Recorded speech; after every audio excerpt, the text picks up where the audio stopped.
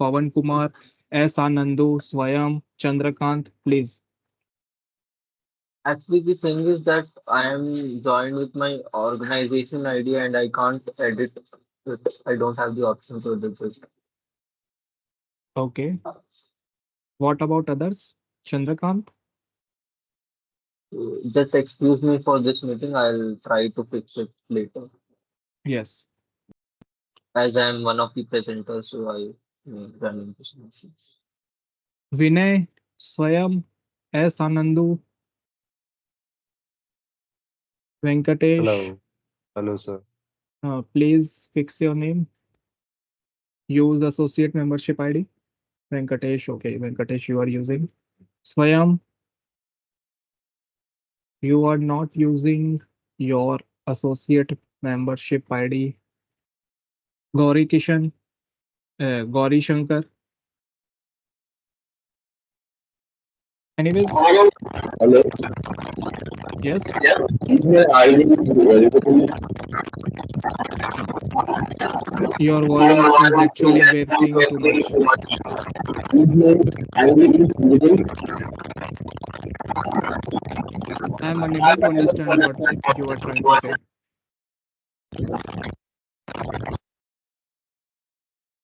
Your voice is actually breaking too much. Anyways, it's already 7:06. Please mute yourself, whoever this is.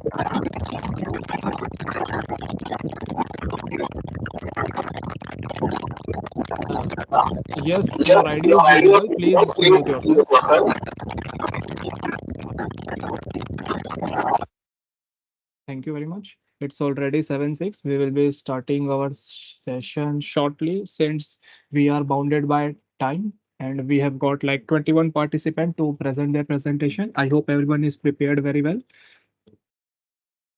So everyone is welcome. Good evening, good afternoon, good morning, based on your relevant time zones from wherever you are trying to attend this session, presentation session on Windows security.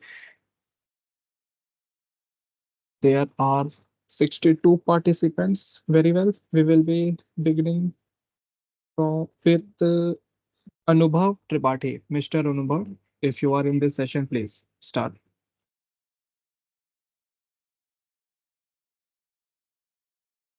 Mr. Anubhav,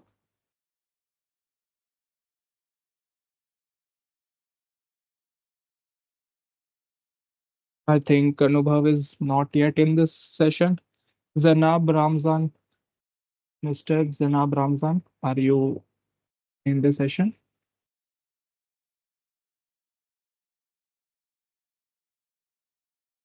No response. Third speaker, Dinakar. Mr. Dinakar.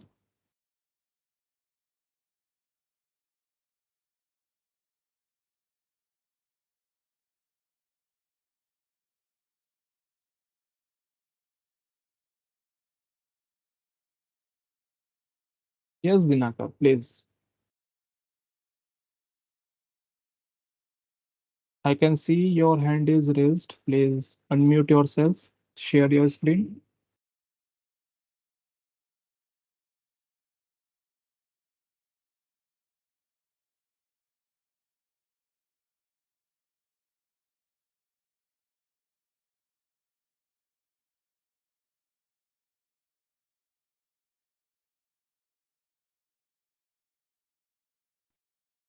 We can't hear you, Dinakar.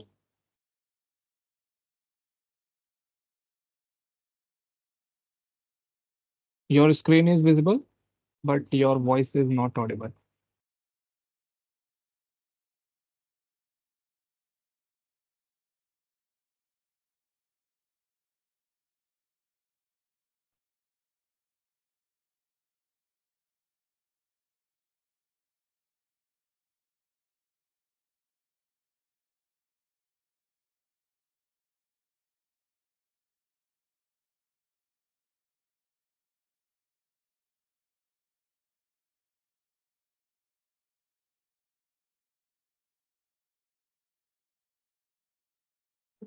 Uh, if you are facing any problems, Dinakar, I can schedule you to the end of the day so that you can resolve any of your issues, we will be moving ahead with another speaker.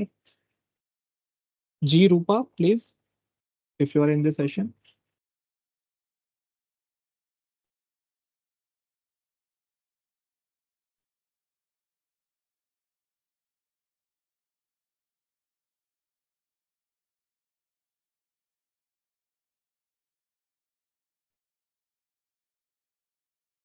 No response.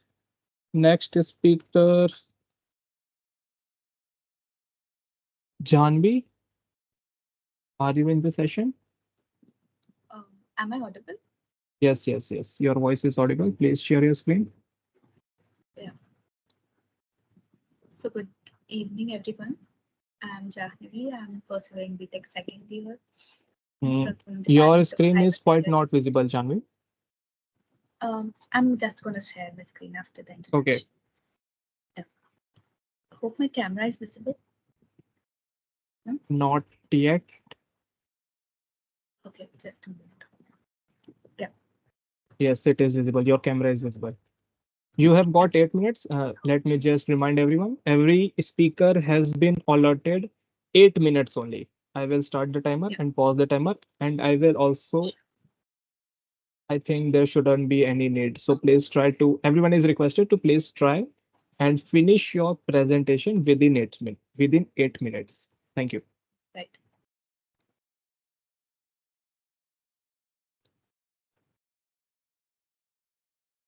Yeah. So I'm going to start with introduction to Windows security.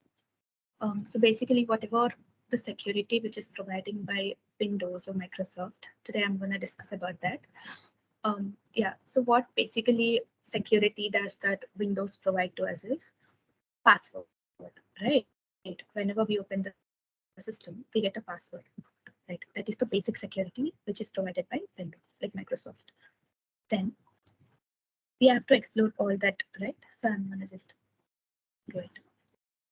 So importance of effective visual aids is to enhance your understanding. Like Windows is user friendly, so it enhances its visualization through like many ways.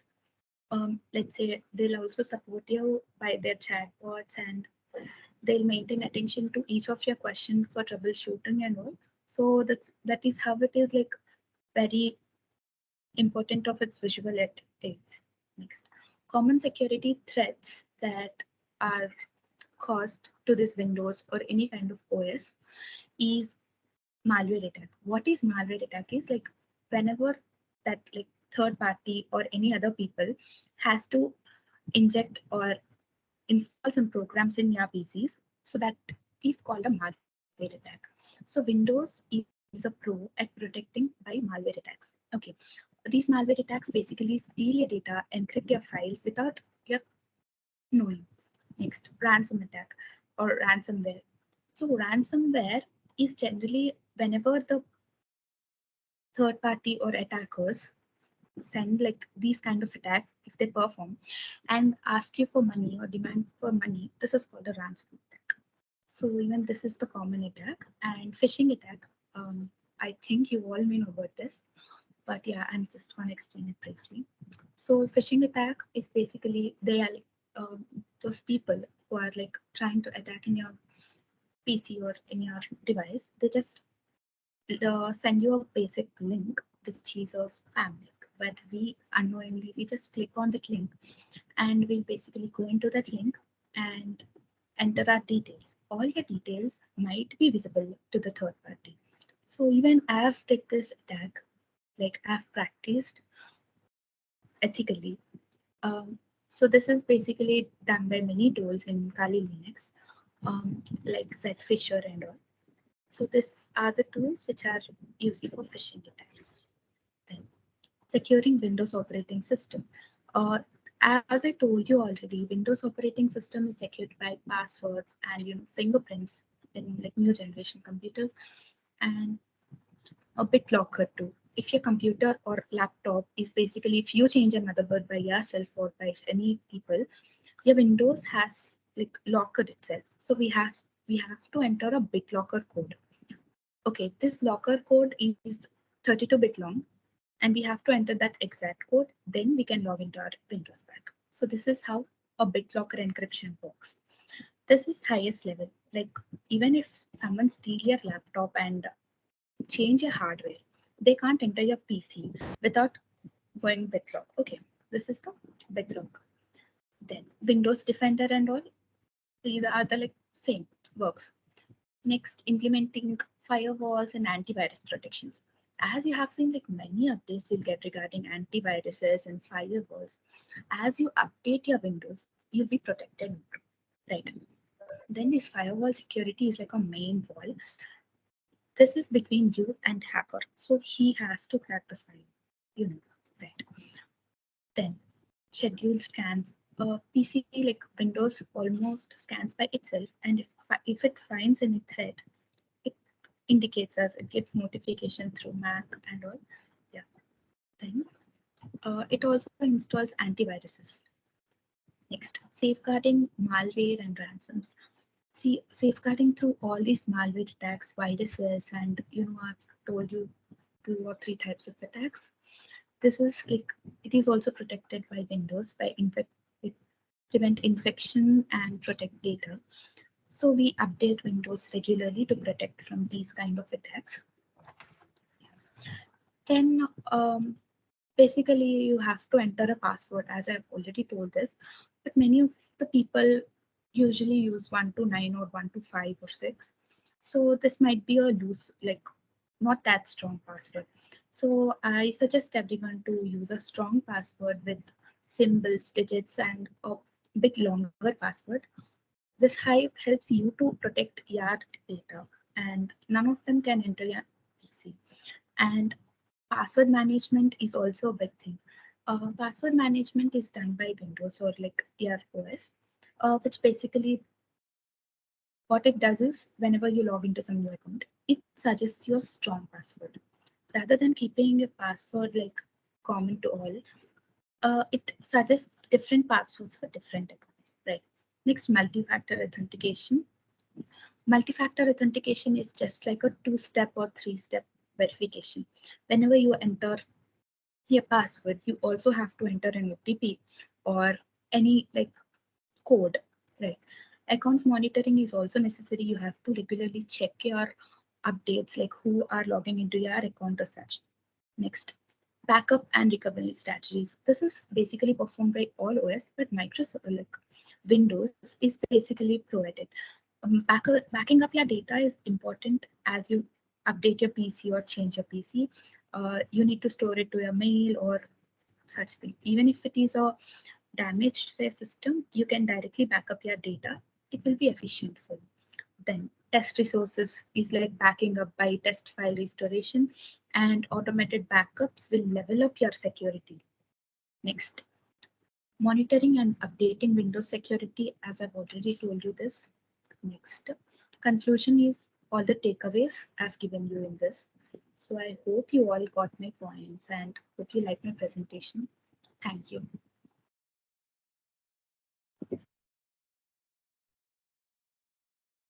Thank you for your presentation, Janvi. Moving ahead, the next speaker is Zareen, Miss Zareen Fatima Khan. Please.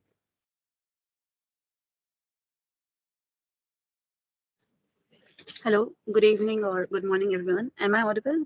Yes, yes. Your voice is audible. Okay, thank you. I'll present my screen.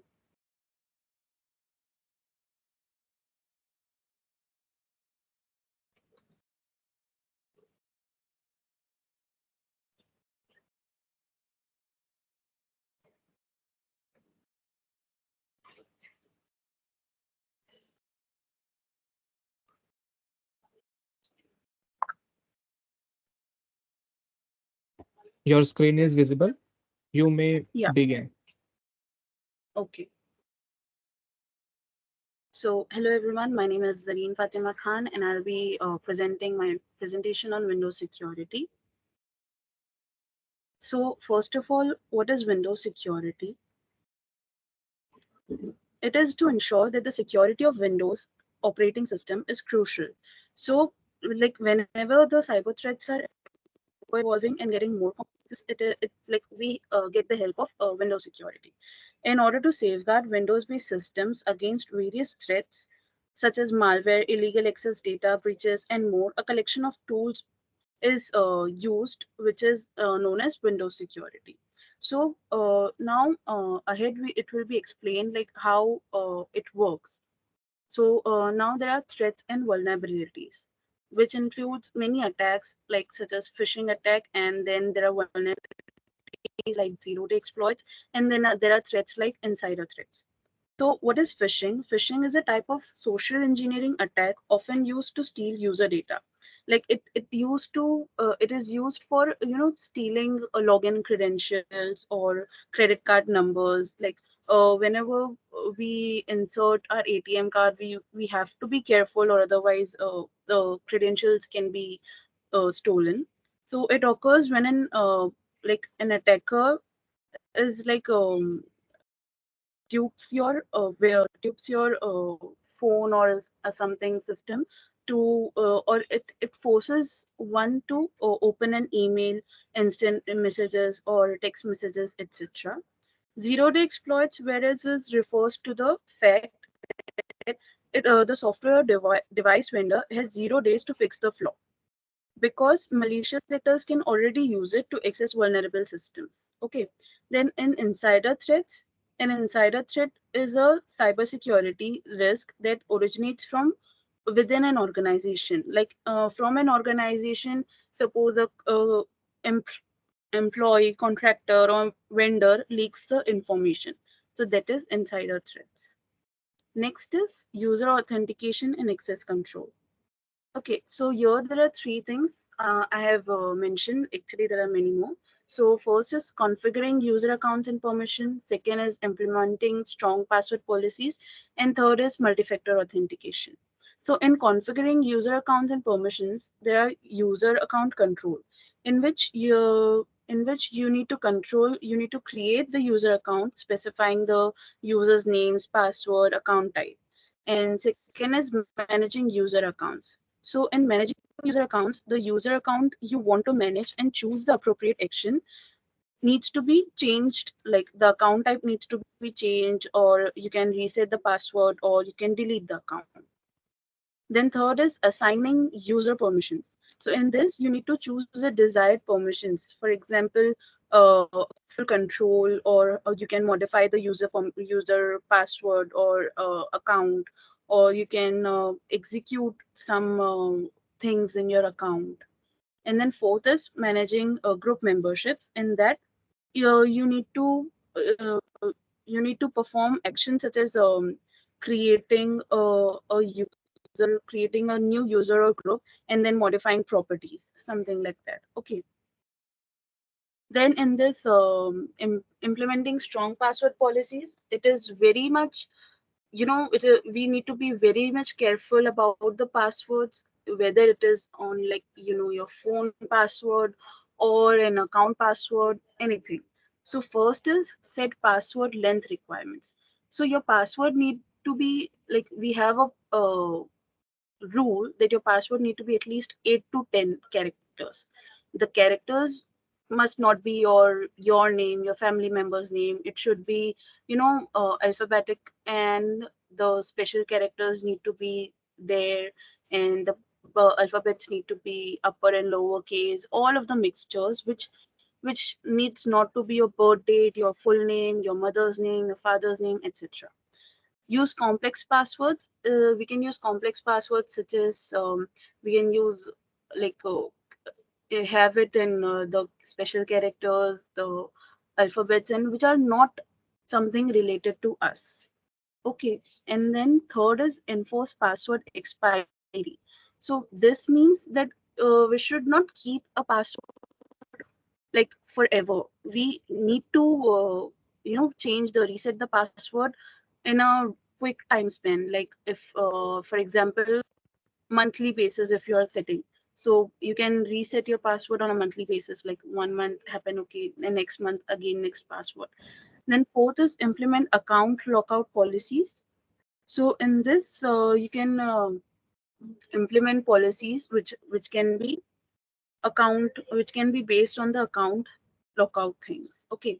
Then last is multi-factor authentication.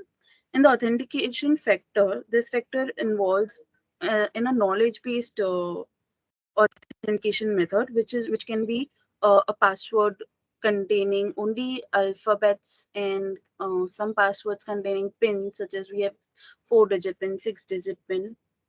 Okay, and then second, it is this how MFA works, yani how multi-factor authentication works. Okay, so when a user attempts to log in into a account or system, they are prompted to provide multiple authentication factors. Depending on that implementation, user may require to enter their password. Okay. Then last is benefits of multi-factor authentication, which can include enhanced security, user convenience, adaptability, and flexibility. Thank you. That's all. Yes. Thank you for your presentation, Zareen. Thank you. Next, Very, Mr. it's a Kishan. good presentation. Very good, very good. Keep it up. Next speaker, Thank you so Mr. Kishan. Yes, Ayush, you are audible. I'm Yes. just taking a minute. I'll just share my screen. Yes. Yes. Then why your name is not as your membership ID? Sir, I have joined with my organization ID. You can check it's my college email ID. I can't edit it. But it's mandatory because how Yeah, are yeah, we going yes, to find? sir. Actually, I We try informed to figure it Ayush. out in next Yeah, session. yeah, yes, sir. Yes, sir.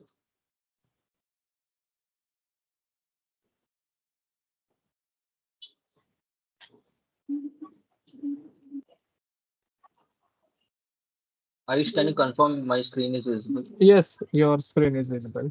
You may start whenever you are ready. So,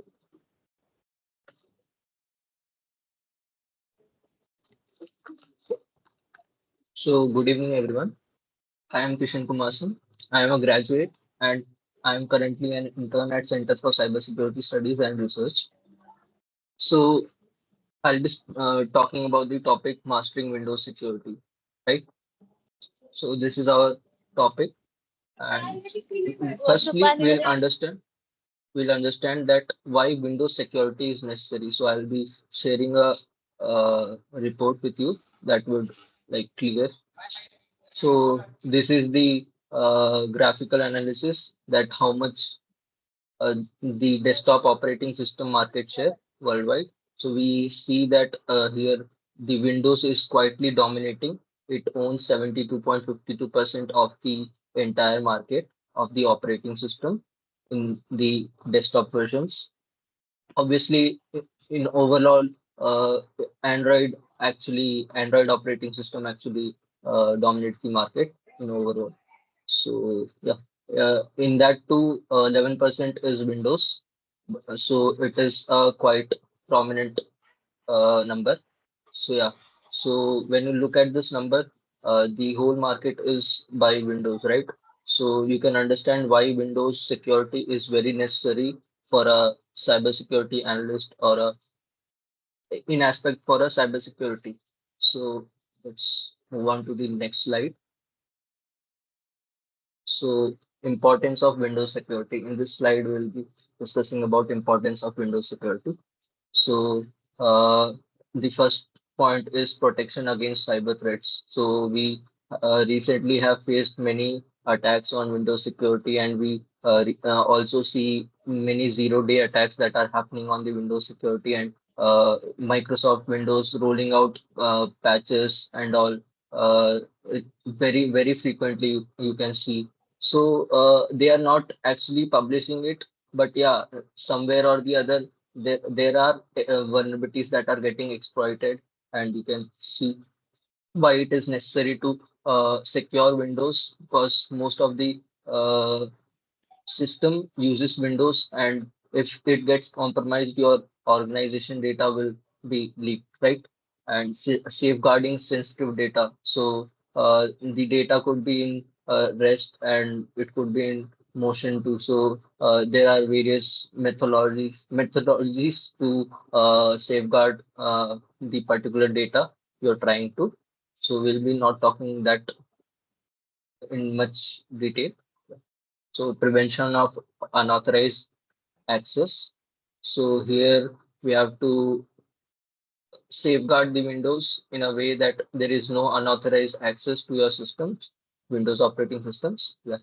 And so these all helps in maintaining business continuity, and it highly impacts the reputation of the Windows operating system. So yeah, having a huge market share also comes up with the pressure of like maintaining the reputation. If you like are frequently getting attacked or having a cyber threat, people will start moving to other OS, right? So you have to for maintaining this business continuity, you have to like maintain all those safeguarding issues too.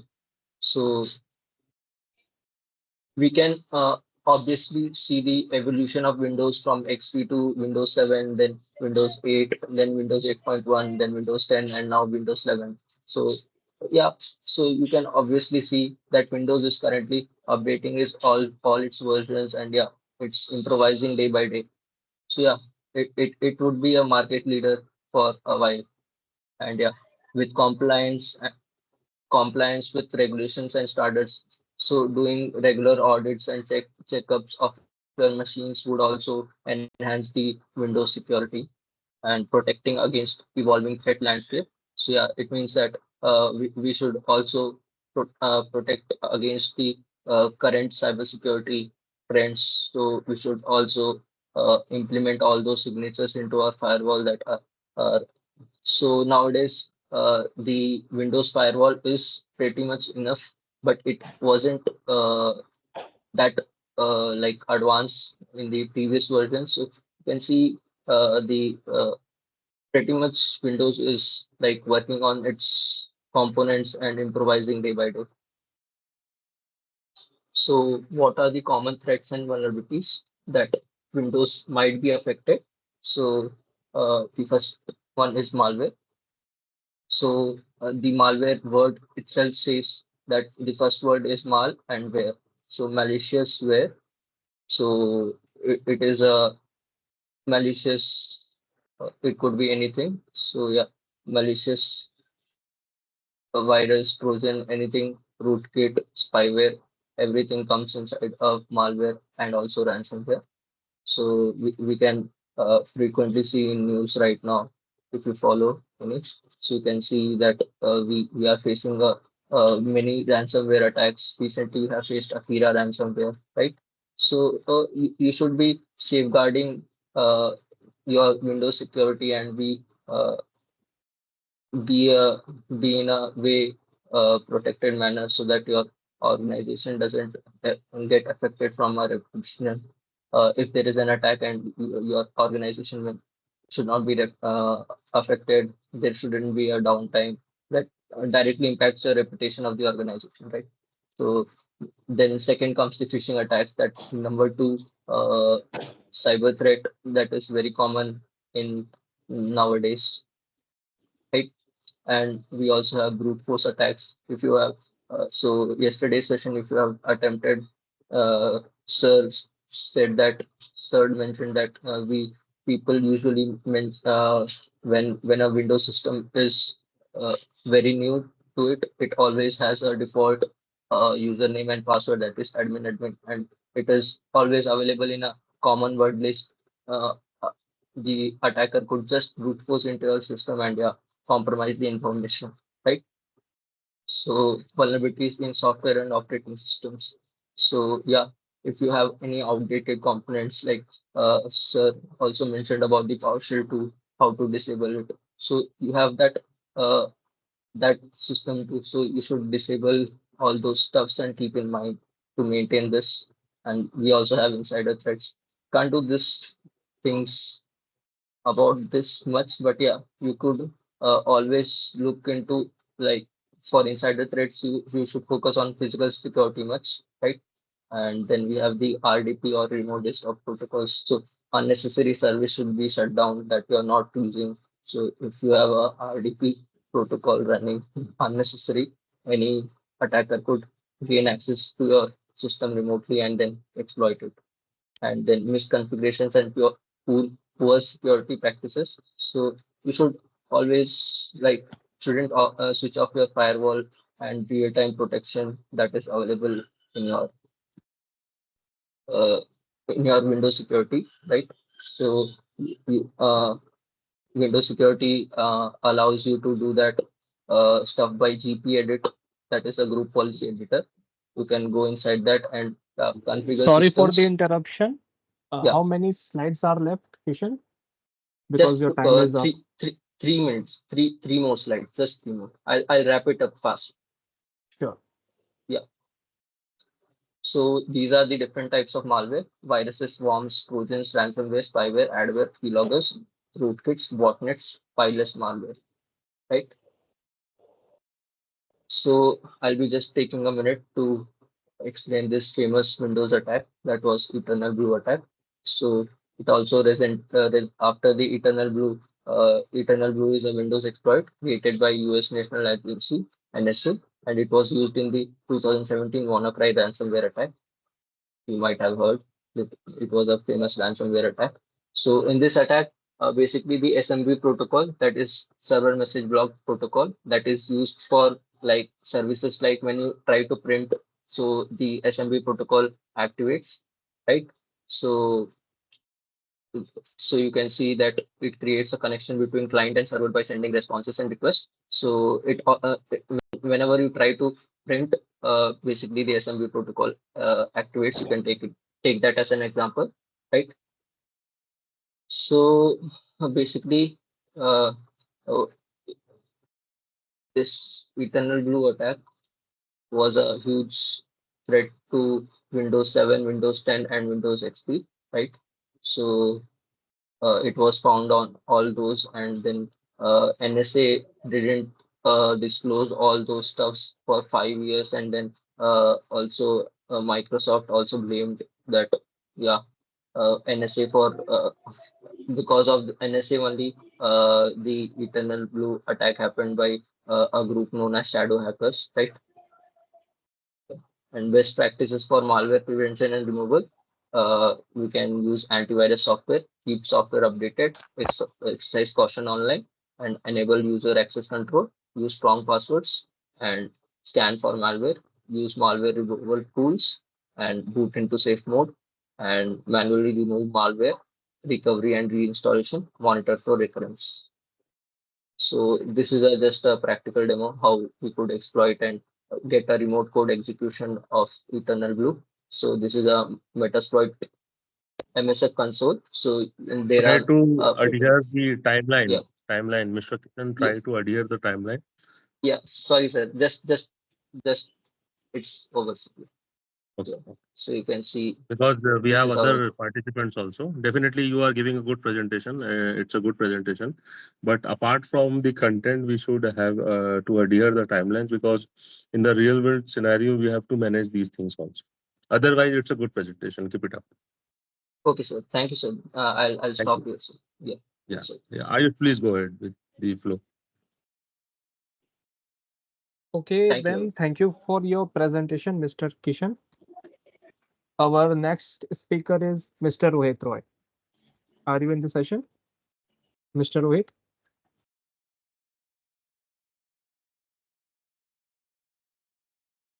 Ayush, if someone is not in the session, kindly do not take him or her in the second round. Just strike off his or her name. Okay. Sure, sir.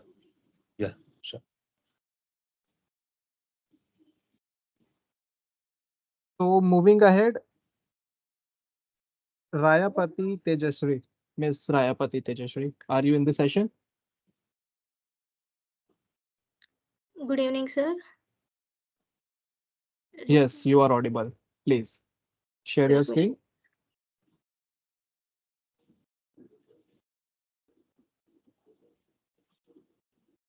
Just give me a minute. I'll just.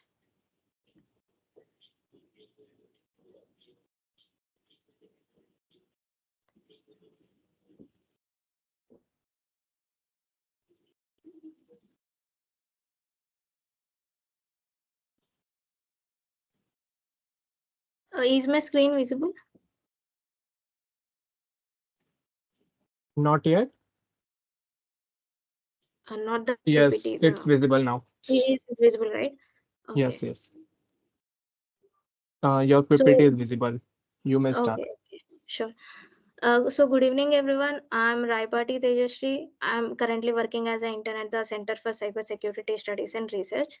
So today I'm going to give my presentation on the Windows security, and I'm going to discuss about what are the inbuilt features facilitated by the Windows to increase their security. So Windows hardening or the system hardening. Increasing the security is nothing but the hardening. So Windows hardening is all about the mechanisms or the security measures that by which we can increase the security of the system. So basically, we are reducing the attack surface and we are making it less vulnerable to the attacks. The basic mechanisms or the measures were taken to increase the Windows security is that patch management first one. So by always use then updated versions of the OS or legal versions, not don't use any pirated versions or outdated versions of the applications or the any services you are using. It's because if you use an outdated versions, I can easily get the payloads to exploit those outdated versions on the internet. Second one is that always disable or uninstall the unnecessary services. It's because if you have more services running, it will be more vulnerable to the attacks, and also we should minimize the potential entry points for the attacker to enter into the system. If you have any more open ports, they can easily exploit those ports and take control of the systems. Use then strong authentication mechanisms. So always authorize and authenticate the users before giving any access to the users. Ensure that MFA is enabled. MFA is nothing but multi-factor authentication, in which you give one or more factors of you prompt to the user, will ask you user to submit one or more factors of authentications so that they can get an access. Even if the attacker get your password, or they can username and the password, they need to get the external authentication factor, just like OTP or your I think authentication code from your Microsoft authenticator. So it will be it will be very difficult for them to get those access. Now implement the access controls. This is the very basic one. Always only make use of this principle of the least privilege. So this principle states that only give the minimum level of access that is only needed to the user to perform the task. Don't give more than the permissions they need, or don't give the less permissions that they need to do the job. And always firewall configuration. Okay, when it comes to the organizations or the systems, the main layer is that the network security. So the first layer of, we can say, the defense in depth, it is morely concerned about the network security. It can be done by configuring the firewall configurations, or by configuring the network access controls. And the group policies. Group policies is the common practice in the Windows security systems, where group policy objects are there, which are used to centrally manage and enforce the security all configurations for the users for all over the domain systems. So what are the built-in features that are facilitated by the Windows OS? Is we should enable, first one is that you should need to and it can enable or disable the UAC, user control account control. What it does is, if install an program as an user, that is which is consists of a malware or any virus, so it is taking it needs to execute, but it needs that admin level permission. So it will give me a warning that it try to access the admin level permission, you need to enter an admin password, or it will give a warning that you need to give a prompt or yes or no prompt. So by this we can know that what type of what programs are actually accessing the admin level permissions, and what are the level of security impact can happen. The second, Windows always use uh, endpoint protection devices. So it is nothing but the host. If you are any systems, if you have any file, they need to we need to scan those files for any malware or the viruses. So Windows have a built-in one defender, which is known as a defender antivirus. It will scan all the content in the systems or any files or the applications for the viruses. You can configure in we can go to the settings and virus and threat protections. You can, it gives an real time protection, and also you can configure the scan options you want, if you want a quick scan or a full scan. And also you can manage the exclusions. Exclusions is nothing but if you have an important file, every time you download, but the system is identifying as an false alert, false positive. So you need to remove that. You can include that URL of program name, and the next time it doesn't scan for those. And always check for the updates if you have anything. Windows firewall. Firewall, we have an inbuilt firewall, and we have two options in the Windows, which is an Windows firewall, the normal one, and also the Defender firewalls with the advanced security. Firewall is nothing but it will monitor the traffic, and it will allow the incoming and the outgoing traffic based on the predefined rules. That's what does the normal firewall does. When we go to the advanced security, we can actually configure the inbound and policies or the rules. Let me show you a practical. You can go to the control panel, and you can just search it on the with the local computer. So these are the inbound rules. These are the programs that can allow can access from the outside the internet. You can create a new rule, thing like that. So you will give the rule type when we what type of rule you want to do. If you want only that rule should be applicable to the program, or that rule should only applicable to the port. And the program, when we share that the program, in what type of programs, it should be a customized program or all the programs running out your system, the rule is applicable. The action is nothing but if the condition met. If I want to say that from this IP address, I don't want any traffic from this IP address, but I'm getting a traffic. So what should I do? Should I block the packet? Should I deny the packet, or should I just drop the packet? That is what the action does. And the name is what, profile is what, if you when only this rule applicable when your system is connected to the domain network, or any private network, or your any public network. And you can also configure the outbound rules. Outbound rules is nothing but my systems, the applications are running on my systems, want to communicate with the external devices. So what are the traffic, what is the traffic that can allow from my computer to the external. You can also monitor the firewall logs and everything for the security. Well, yeah. And be a bit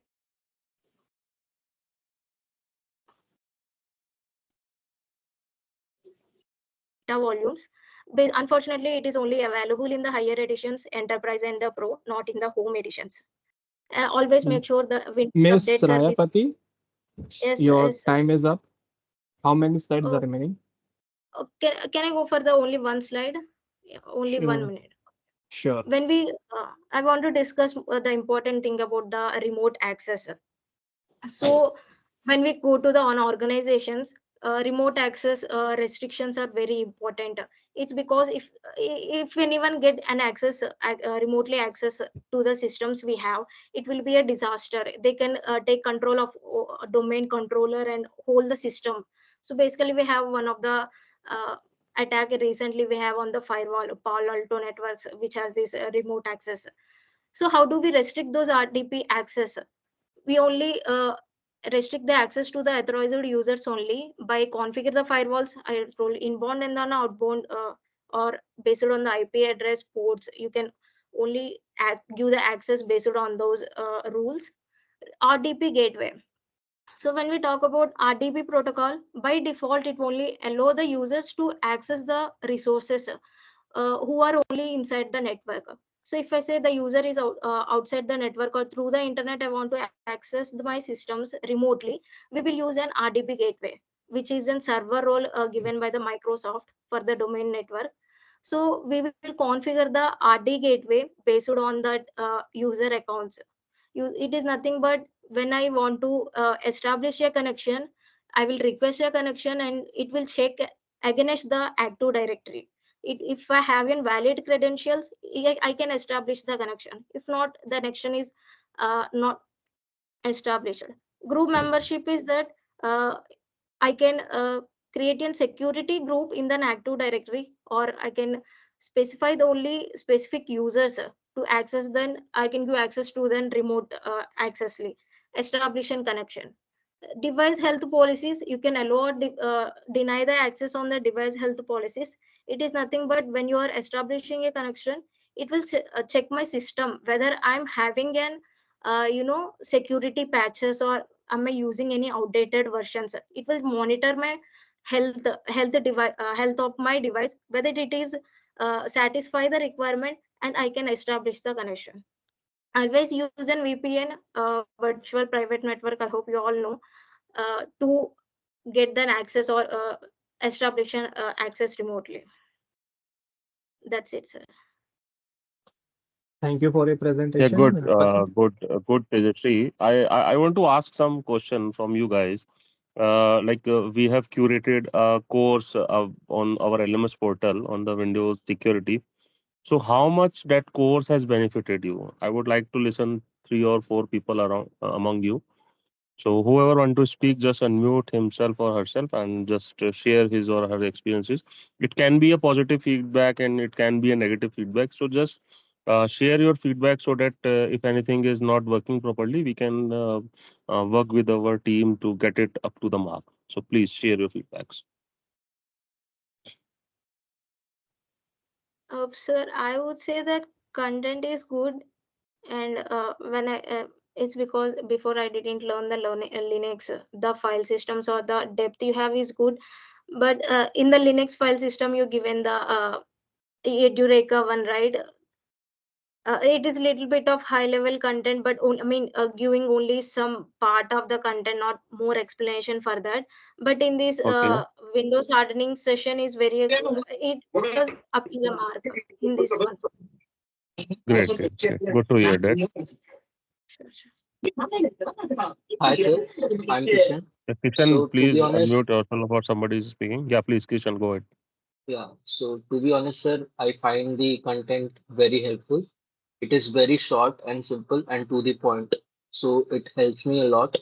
And yeah, I have been all through all the courses and everything on internet. So, when you search about that topic, you'll be getting like a huge information, and there won't be a many relevant information. But when I look at your content, it is to the point, and yeah, I can memorize it too easily, and yeah, use it in my interview too. So thank you, sir. That's it. Great, great. Good to hear that. Anybody else? Hello, can you hear me? Yeah, Frederick, please go ahead. Yeah, according to me, the contents are very good and very straightforward. And given that the notes are not bulky, they're straight to the point. So uh, I can just do maybe more research on something, but at least the main point and the more maybe main points are noted. So it's very easy to understand. So it's very helpful, according to me. Good, good. Because we have developed content for the networking syllabus also, networking area. So in coming few weeks, you will be getting that LMS access also. Okay, so Ayush, please go ahead with the flow. Thank you so much. Sure, sir. Okay. Thank you for your honest So, reviews, guys. sorry, I want to make another review because the course are very flexible and very understanding. But I would like us if you can help us add something like if you are telling us okay, we are doing some configuration. Like there is a configuration you put on the course that has to do with a third party application. So like we don't have as access to the application. So if you can help us maybe include a picture of it, that would be very nice. Definitely, we will try to do that. Thank you.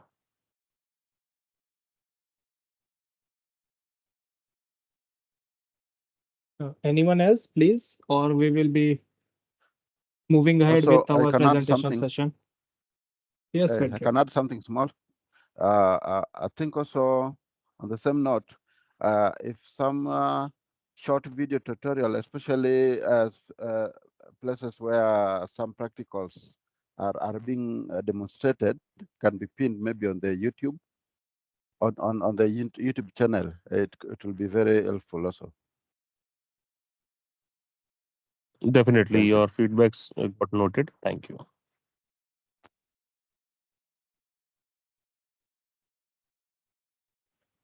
Hello. Yes, Yes. Yes, sir. So I wanted to say that overall experience of learning this course was very helpful as I am a student also. So it was really helpful for me because in this course, the content was very much easy to understand. And yeah, it was very much helpful. Thank you so much. yeah, thank you, Zain.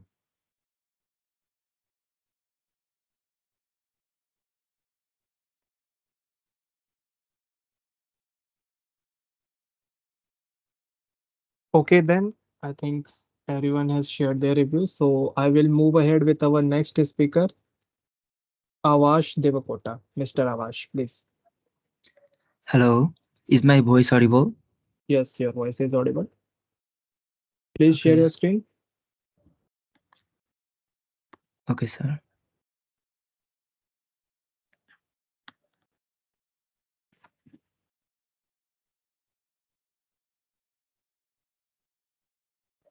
I Your think screen it's is visible. visible. Yes. Okay, thank you, sir.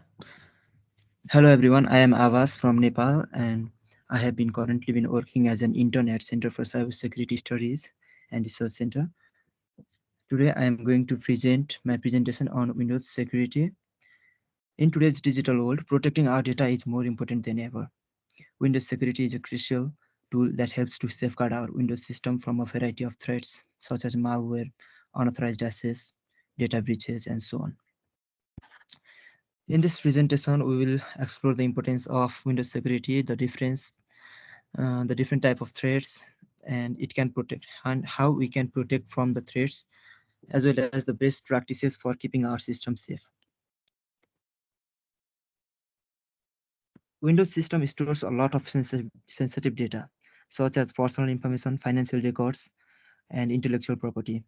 Strong Windows security measures are essential to protect the data from unauthorized access.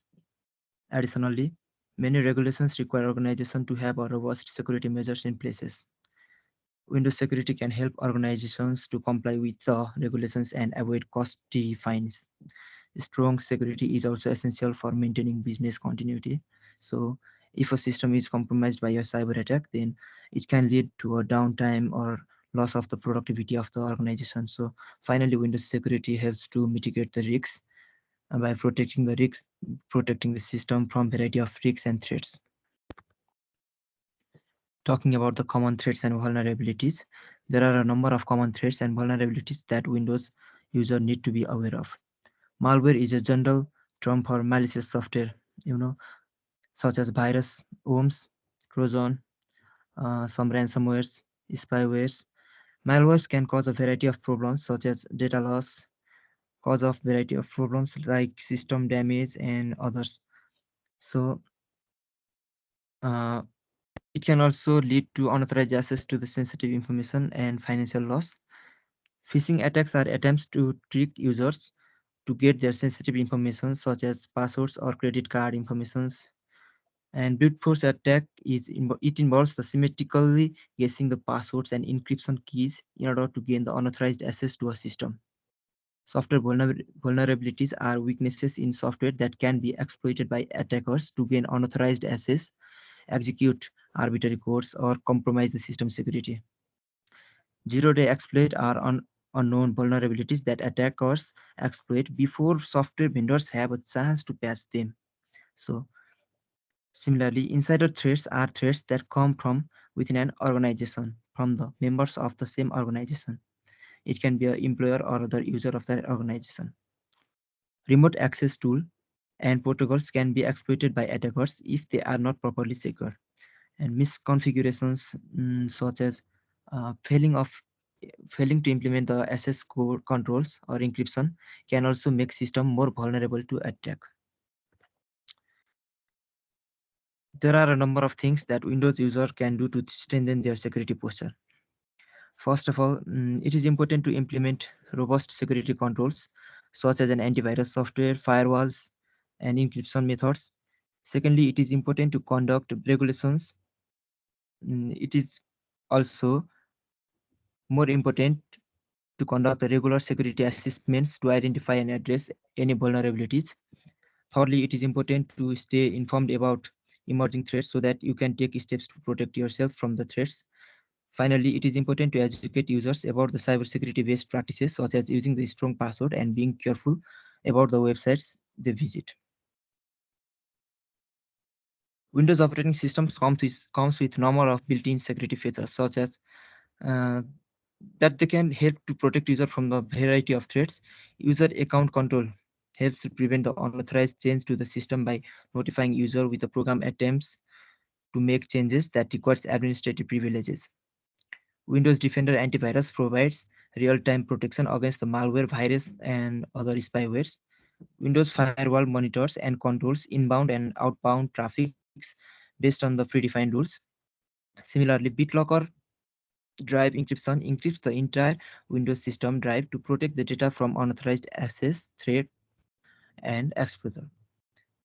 Windows Update delivers security patches and other updates to the system.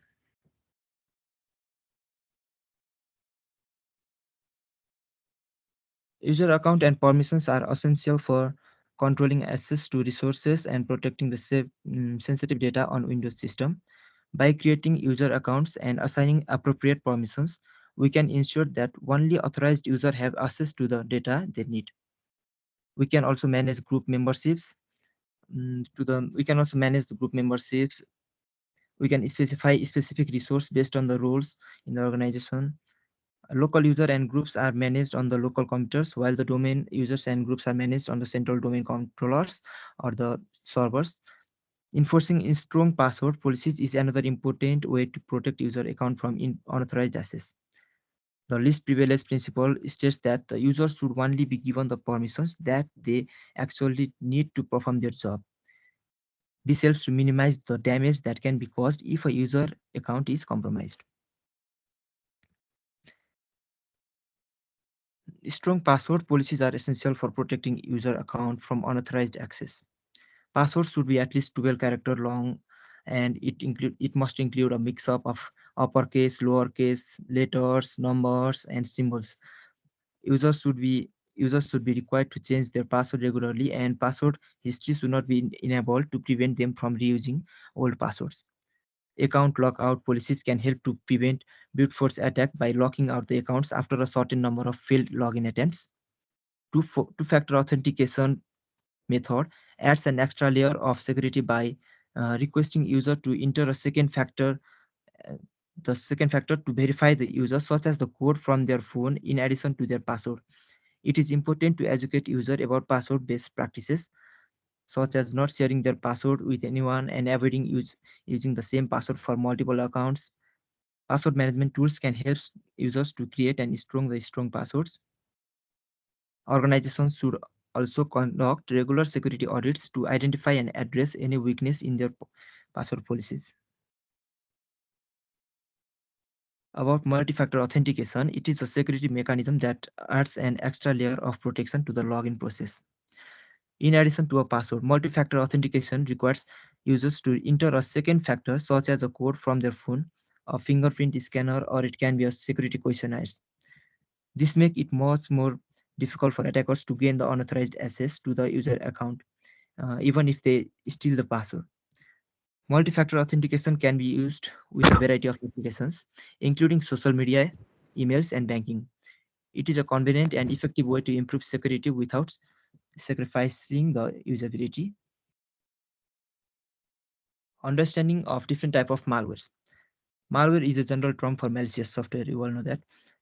It can harm to our computer. There are many different types of malware, each with its own way of infecting the system. Virus attach themselves to the legitimate file and replicate themselves, while worms are self-replicating and spread without human Excuse intervention. me, Mr. Avash, your allotted 8 minutes are up. How many slides are remaining? Uh, I have two slides, sir. Um, The I will others, give you 1 more minute. Please try okay, sir. to wrap up as soon Okay, as thank you, sir. possible. The other type of malware can be ransomware, spyware, adware, keyloggers, rootkits, botnets, and fileless malwares. How we can prevent the malware and how we can remove it. For it, the essential practice for system security can be implemented, and we can use the antivirus software. We keep the security system updated. We exercise on the caution online, and we enable firewall protection. We must be caution with the email attachments.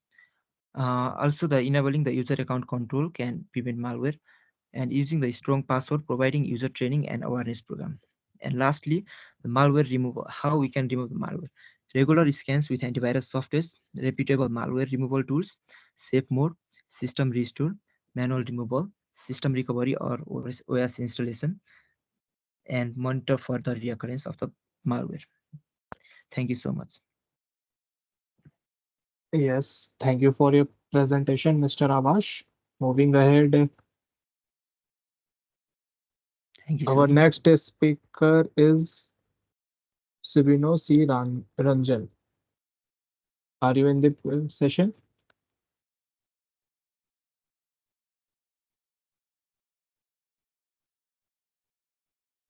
Subino C. Ranjan. Okay, so no response.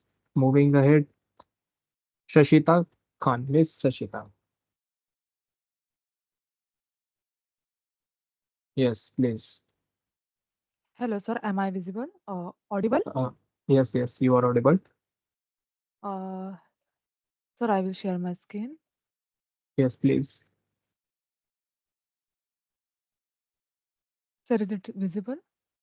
Yes, your screen is visible. You may start whenever you are ready. Uh, yes, sir. Good evening, sir, and others. My name is Shaista, and I have completed my bachelor's and pursuing my master's. Uh, Today, I will be speaking about the topic mastering Windows security. Uh, I will be covering the basics of Windows security from defending against common threats like malware to implementing strong authentication measures. By the end of this session, you will be having a better grasp of how to keep your digital world safe and secure. Uh, Introduction to Windows security. Windows security is crucial for protecting your computer system from various threats and vulnerabilities. It encompasses a range of measures and tools aimed at safeguarding your data, application, and overall system integrity.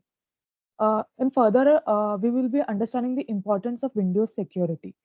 Windows security is vital for several reasons, protecting against cyber threats, data breach, and unauthorized access, safeguarding sensitive data, information from theft and manipulation, ensuring the reliability and stability of your system, maintaining compliances with industry regulation and standards.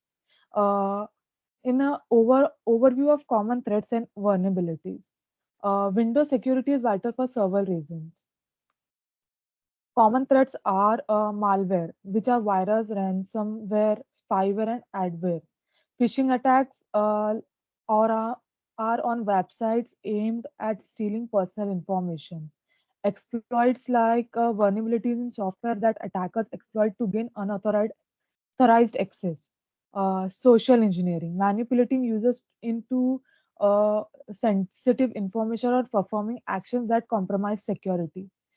Further, I will speak about introduction to security features in Windows operating system. Windows operating systems come from built-in security features such as UAC, user account control, promotes user before allowing changes by notifying allowing changes that requires administrative privileges. Windows Defender, antivirus and anti-malware software built into Windows, and Windows Firewall controls inbound and outbound network traffics. I won't be speaking about all the topics as I have a time limit of 8 minutes only. Next, I will be going to user authentication and access control. Uh, User authentication varies the identity of users before granting access to resource. Access control involves managing permission to files, folders, and other resources. Key aspects includes configuration, user accounts with appropriate permissions, implementing strong password policies, such as requiring complex password and regular changes, exploring multi-factor authentications for add security, such as using a password and a mobile device for authentication. Um, Malware protection and antivirus solution. Malware protection is essential for preventing and removing malware. Software strategies include understanding different types of malwares and their behaviors. For example, virus, spyware, keyloggers, bonnets, etc. Uh, Configuring a window defender in an antivirus software. Uh, it helps. Uh, it's help for a real-time protection. Following best practice for malware protection, such as avoiding suspicious links and downloads it. Uh, Suspicious links and downloads it. And further, I will go with firewall configuration and network security. Firewall controls network traffic and prevents unauthorized access. Key points such as includes are configuration, configuring Windows firewalls to allow or block specific traffic based on predefined rules. Understanding inbound and outbound traffic rules to protect against external threats. And understanding inbound and outbound rules, I would like to tell that regulating incomes traffic, network traffic towards the Windows system from external source. Uh, and a outbound rule, government outgoing network traffic initiated by application or service running on the Windows system. In consideration, crucial for enforcing security policies and protecting against unauthorized access and malware protections. Best practice is securing network connections, especially wireless network with inscriptions and strong passwords. Data encryption and file system security. Data encryption protects sensitive information from unauthorized accesses. Implementing BitLocker drive encryption. It encrypts entire disk volume to prevent unauthorized access and safeguard sensitive information. Encrypting file and folders using encrypting file system. It is a built-in encryption feature in Windows OS for securing files and folders. Further, I will go with ensuring files and folders using EFC and EFC. Uh, there are some benefits like protecting data without requiring additional software and considering it as a backup EFS certificate. Best practice for securing removable data is uh, preventing unauthorized access to sensitive data stored on USB device, external drive, hard drives, and other removable medias. Next, I will go with patch management and software update. Regular software update and security patches are critical for addressing vulnerabilities and improving system security. Uh, uh, Configuring Windows update setting to automatically download and install update. Following the best practice for patches management is enterprises environments such as testing updates before a deployment. Auditing and monitoring. Auditing and monitoring help tracks use activities and identify security incident tasks involves. For example, monitoring system logs and event viewer. It helps in critical for ensuring the security, performance, and reliability of IT systems. Configuring or auditing policies for tracking user activities is crucial for maintaining securities and complements determining audit requirement, enable auditing and group policies, etc. Introduction to Windows security and other monitoring tools. Windows Security Center even fewer Windows SysT internal suites and furthermore, these tools collectively enables effective monitoring, analysis, and managing of Windows system for security performance and troubleshooting purposes. Securing secure remote access and VPN configuration. Secure remote access is crucial for enabling remote work while maintaining security steps. Includes configuring remote desktop protocol, that's RDP. It There are steps given over here, like enable network level authentication, use strong your authentication mechanism to prevent unauthorized access, limit RDP access to authorized user and device, etc. Uh, Implementing virtual private network connection to establish secure connection over public network, following the Sorry for the best. interruption, Ms. Yes, Shashita. yes, sir. Your 8 minutes are up. Yes, sir. How many slides are remaining? Sir, two more.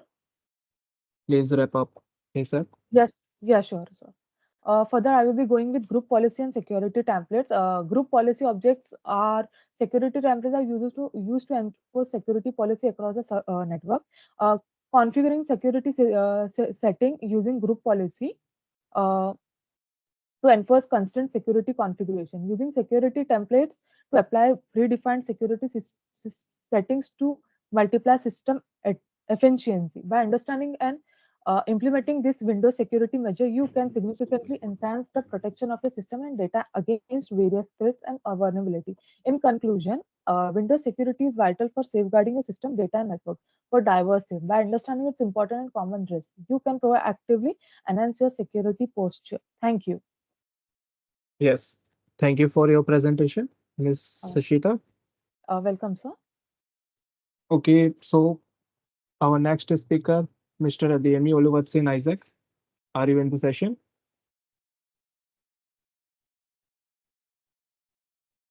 Mr. Adeyemi Oluwatsin Isaac. Yes, I'm No. in this session. Sorry. Yes, please. Okay, let me share my screen. Yes. Your screen is not yet visible, but your voice is audible. Yes, I'm about to share my screen. Okay.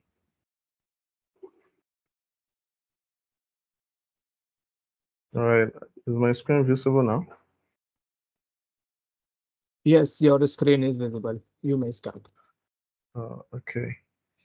All right. Since everyone has been talking about, the basics of mastering Windows security, so I will just talk a little bit about mastering Windows security, and I'll go to the firewall configuration and rest. So mastering Windows security. So we are going to some of the things involved in Windows security, malware protection, firewall configuration, data encryption, incident response, and more. So, and the importance of Windows security, it encompasses set of measures, tools, and best practices designed to protect Windows based device from a wide range of threats, including malware, unauthorized access, and data breach among. Because if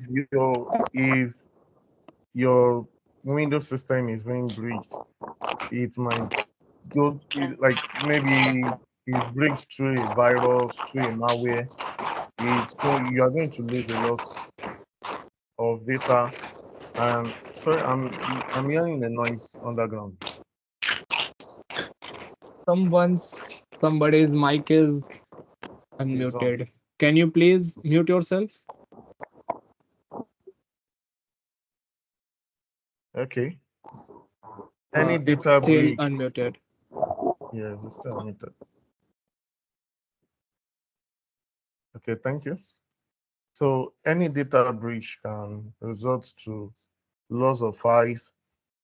It might result to denial of service, whereby you can't even have access to your system.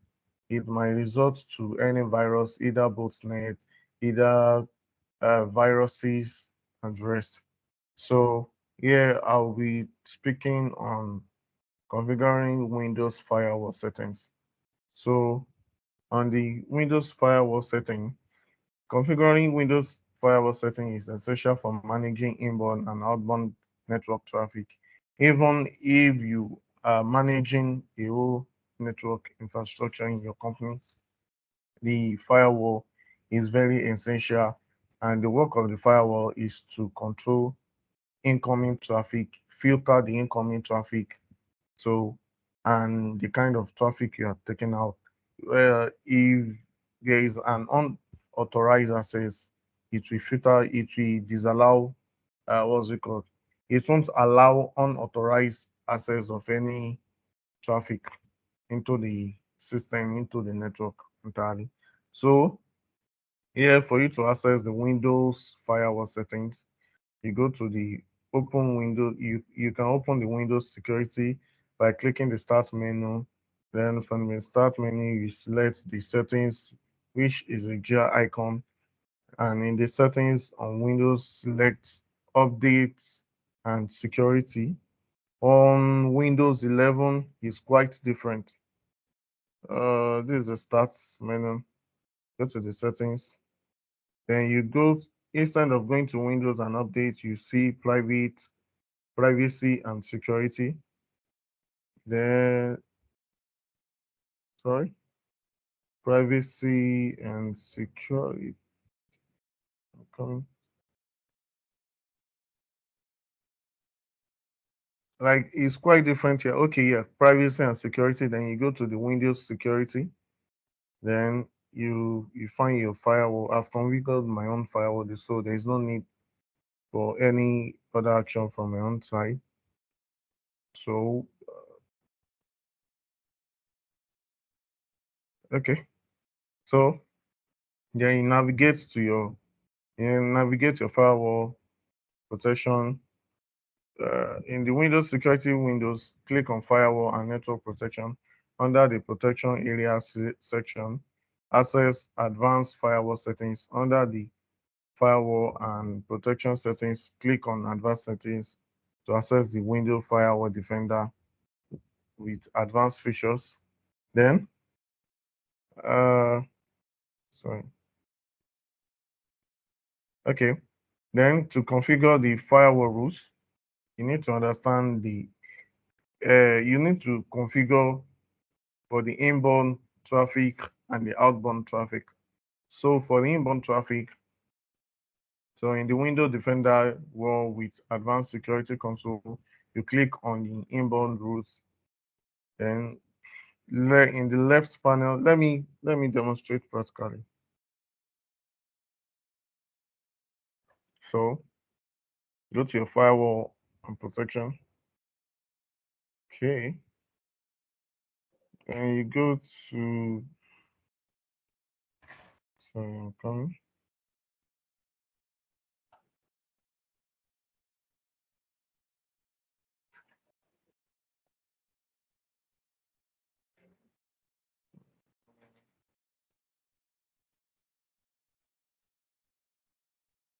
Sorry, let me go back to this line.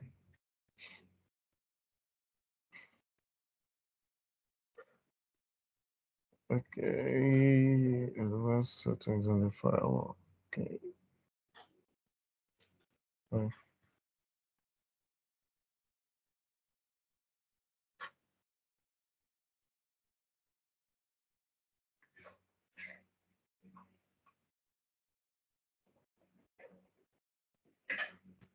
So yeah, you go to the advanced settings. Uh, yeah. So yeah, this is it. Another, what's it called? Another windows will pop up. Then from there, you can control these are inbound traffic rules, and these are outbound traffic rules where you can configure them. You can configure them from by left,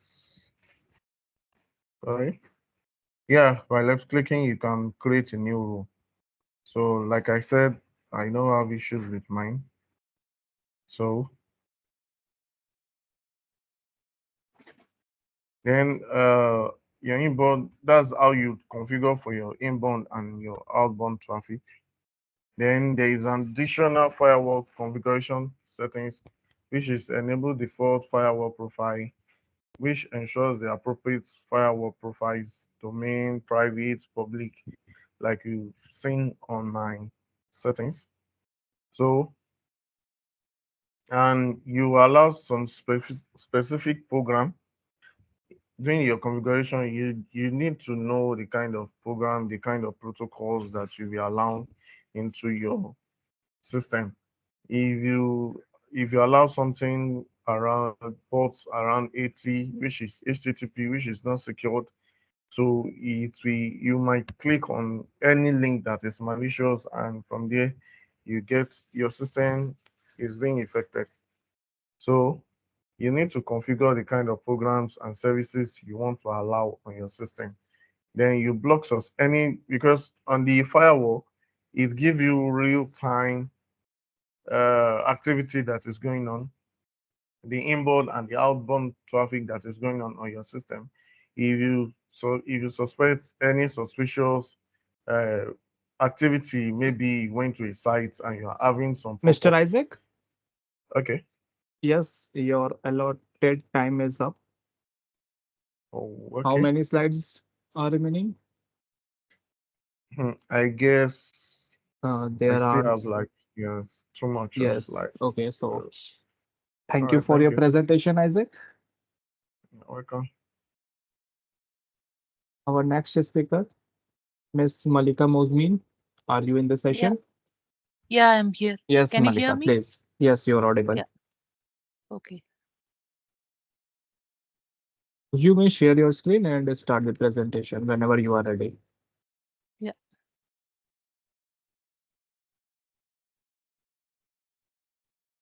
Can you see my screen now? Yes, it's visible. Okay. And the slides also? Yeah. Yes, slides are also visible. You may Okay. start. Yo, myself Malika Mausman.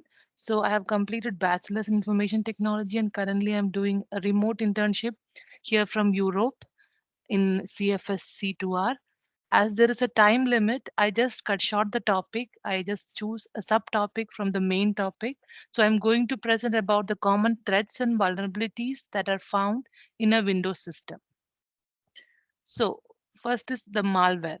So malware is nothing but a malicious software which encompasses a broad category of malicious programs that can disrupt so many operations and that can make unauthorized access to a computer system. So the basic types of malware include viruses, worms, trojans, ransomware, spyware, and adware. So malware functions can lead to so many things like data loss, sometimes financial fraud can happen, and unauthorized access to sensitive information. So here in this picture, you can see the different types of malware. So one is malvertising. Malvertising means by using advertisements, we are just injecting this malware in ads and all. Then spyware, then trojans, ransomware, rootkits, and backdoors. So, malvertising is nothing but a malicious advertising and is a relatively new cyber attack technique that injects malicious code within digital ads. So, next is cryptojacking. Cryptojacking is another type of a crime, a cyber crime, that involves the unauthorized use of people's devices such as computers, smartphones, tablets, or even servers. Next is a spyware. It's a special type of malicious software or malware that can be installed on a computing device without the end user's knowledge. And adware is a type of malicious software that secretly installs itself on our device and displays unwanted advertisements and pop ups. And ransomware. Ransomware is a type of malicious software that blocks the victim from accessing stored data by encrypting it. Trojan viruses are a type of malware that invade your computer disguised as real operational programs. Next is a computer worm. and it is a standalone malware computer program that replicates itself in order to spread to other computers. And next is rootkits. It's a collection of software designed to give malicious actors control of a computer network or an application. Next is backdoors, which is another type of a malware that negates normal authentication procedures to access a system. Next type of vulnerability is like phishing. Phishing, like this attack involves tricking users into divulging sensitive information such as login credentials, credit card numbers, or personal details, simply by impersonating trusted entities or organizations. It can be done through email, it can be done through instant messaging or social media platforms, and often employs social engineering techniques to manipulate users into taking action. It is just done with the help of a single click on malicious links or downloading malicious attachments. Next, I'm going to explain the different types of phishing. So, the first is business email compromise, BEC or CEO fraud. In this type of fraud, somebody will appear as a CEO or as a finance officer in an organization and will send an email to us on behalf of the subordinate and asking them to initiate a transfer money or transfer fund into a fake account owned by the attacker. Next type of phishing is wishing. Wishing stands for voice phishing and it refers to the phishing attacks over the phone. So attackers will use a specific technology called interactive voice response technology for this, and that is commonly used by financial institutions to trick victims into divulging sensitive information. Next type of phishing attack is smishing. It is similar to wishing, and here it is done through SMS and refers to phishing attacks carried out through the text message function of mobile phones. So the reason why this attack is done because human beings are like more likely to open and read messages on their phone compared to a message received through an email. So the next type of phishing attack is clone phishing. It's a type of a phishing attack where the attacker will create a duplicate copy or a replica of an actual message which is sent between an employer and an employee in the hopes of tricking the victim into thinking that it is real. The email address that the message is being sent from resembles the address of the legitimate sender, and it consists of a body of the text which matches a prior message in terms of style and substance. The only difference between the legitimate message and the illegitimate one is from the attacker is a file, there will be an extra file or attachment that carries an infection. The next type of phishing attack is spear phishing. So while phishing involves cyber criminals phishing for random victims by using spoofed emails as bait, spear phishing consists of attackers picking their targets. Instead of targeting 1,000 victims' login credentials, the attackers who utilize the spear phishing method target a single organization or handful of businesses. An example of where spear phishing is used is between nations. A government agent from one nation may target another country for sensitive data through fraudulent emails. Next type of phishing attack is veiling. This is another type of social engineering tactics used by cyber criminals to ensure the senior or another important individuals in an organization by acting like another senior player in the hopes of gaining access to their computer systems or stealing money or sensitive data. It can be added as an element of social engineering compared to phishing, as staffs are more likely to carry out actions or divulge information without giving it a second chance when the request is coming from someone who is a big fish or whale in the organization. For example, like the CEO or the finance manager. Next type of common threat or vulnerability that we can see in a Windows system is brute force attacks. So a brute force attacks works like as an attacker, the attacker will guess a list of usernames and password combination, and he try to repeatedly log in with the uh, username and password which he has guessed or which he has developed from different tools like John the Ripper and all. And he will try to log in with the same username and password. And after successful credential validation, he can just be like use the website as a, for example, as an admin or as a privileged user. So this brute force attacks involve systematically guessing passwords or encryption keys until the correct one is found out. So attackers leverage automated tools to generate and test a large number of password combinations rapidly, aiming to gain unauthorized access to user accounts, systems, or networks. Weak or easily guessable passwords are particularly susceptible to brute force attacks. Next is some of the vulnerabilities that we can see in software and operating system. So common types of security vulnerabilities are vulnerabilities in the secure code, then misconfigured system components, trust configurations, weak credential practices, lack of strong encryption, insider threats, psychological vulnerability, inadequate authentication, injection flows, Yes, Miss sensitive data Mallika, exposure. Yeah, your time is up. How many slides are remaining? three. Please try to wrap up ASAP. Okay. Can I I can I will continue? give, yes, you can Yeah, continue. I will add 1 more minute to your time, yeah. Okay. Yeah, thank you. please. So next is about the zero-day exploits. Zero-day exploits are like security flaw exists like, but it is unbeknown to developers, making it vulnerable to attacks. Then insider threats, there are different types of insider threats. It involves malicious or unintentional actions taken by individuals within an organization that can compromise system security. So insider threats may include disgruntled employees, negligent users or contractors with access to sensitive information. Then remote access and remote desktop control attacks. It provides convenient remote access to Windows system. However, insecure configurations or weak authentication mechanisms can expose systems to remote attacks. The next is mixed configurations and poor security practices.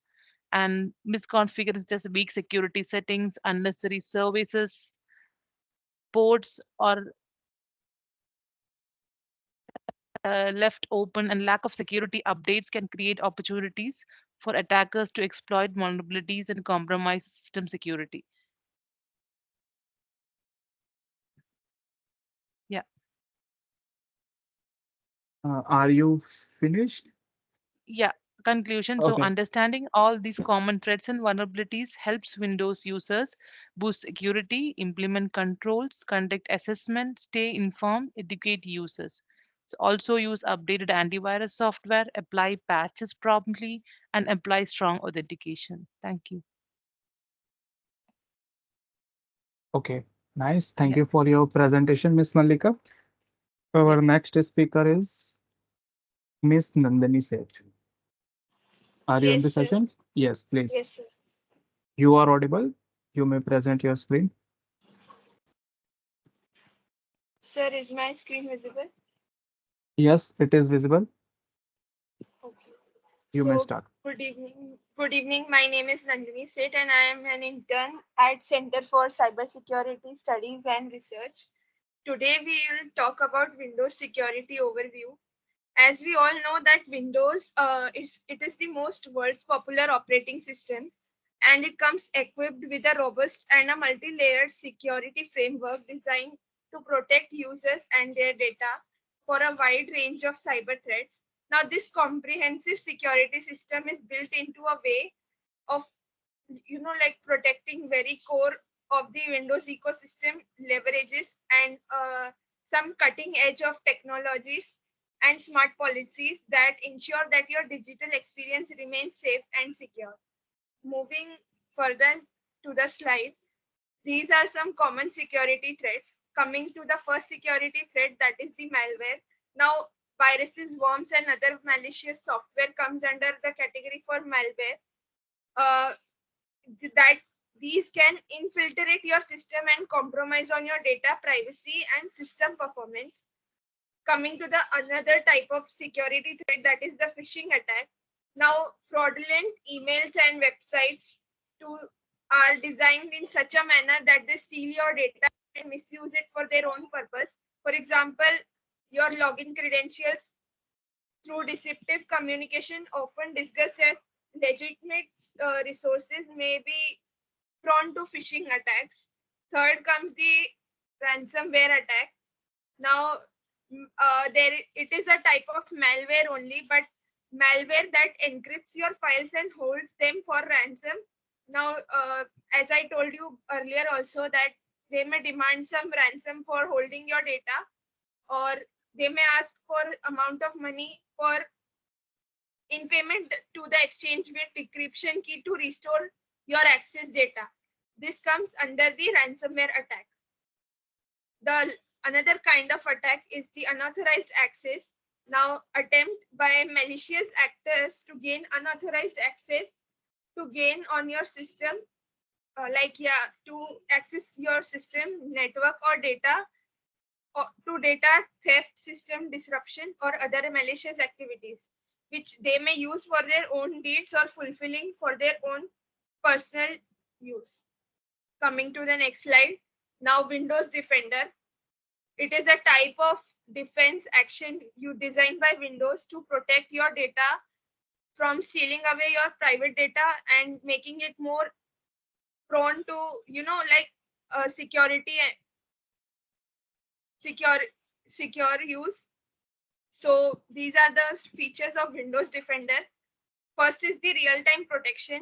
Now, Windows Defender is the built-in antivirus software in which Windows provides real-time protection against a wide range of known and emerging threats, actively scanning your system for potential malware and taking immediate action to neutralize any detected risk. The second feature that we can talk about is the cloud-powered security. As we all know, Windows are not only just designed for real-time protection, but also cloud-powered security. Now, it leverages its security graph for faster updates so that you can automatically get to know how protected is your data over time. And not only you have your cloud-based security, but also your real-time protection, but you are also protected through cloud-based devices. Next are the customizable policies that allows IT admins to configure security settings. So Windows Defender also has a UI system which helps an IT admin or Windows admin to easily configure your whatever data or actively scan for real-time protection in your Windows operating system. Next is the Windows Firewall. Now, these are the some features of Windows Firewall. Network protection. It monitors and controls the incoming and outgoing traffic. The network packets that are sent from a particular LAN or WAN connection to your computer, it automatically configures and controls the IP addresses of those packets. Next is application filtering, allows or blocks application from accessing the network. You might have noticed on your Office subsystem or your Office Wi-Fi system, certain websites have been restricted in your system. So that comes under application filtering, which allows some or blocks application from accessing your network. Now there are advanced rules, granular control over firewall behavior. Now, Windows Firewall has a wide range of customization option, allowing users to create custom rules and tailor the firewall to their specific security needs and preferences. For example, only some IP addresses might be allowed to get access of your Windows firewall and some might be not. So that comes under your advanced rule section. Then there is an system Nidhi, of Windows. Yes. excuse me, your slides are not changing. Are you sharing only one of your window? Uh, might be. Can I reshare it? Yes, now it's visible. 1 minute, sir.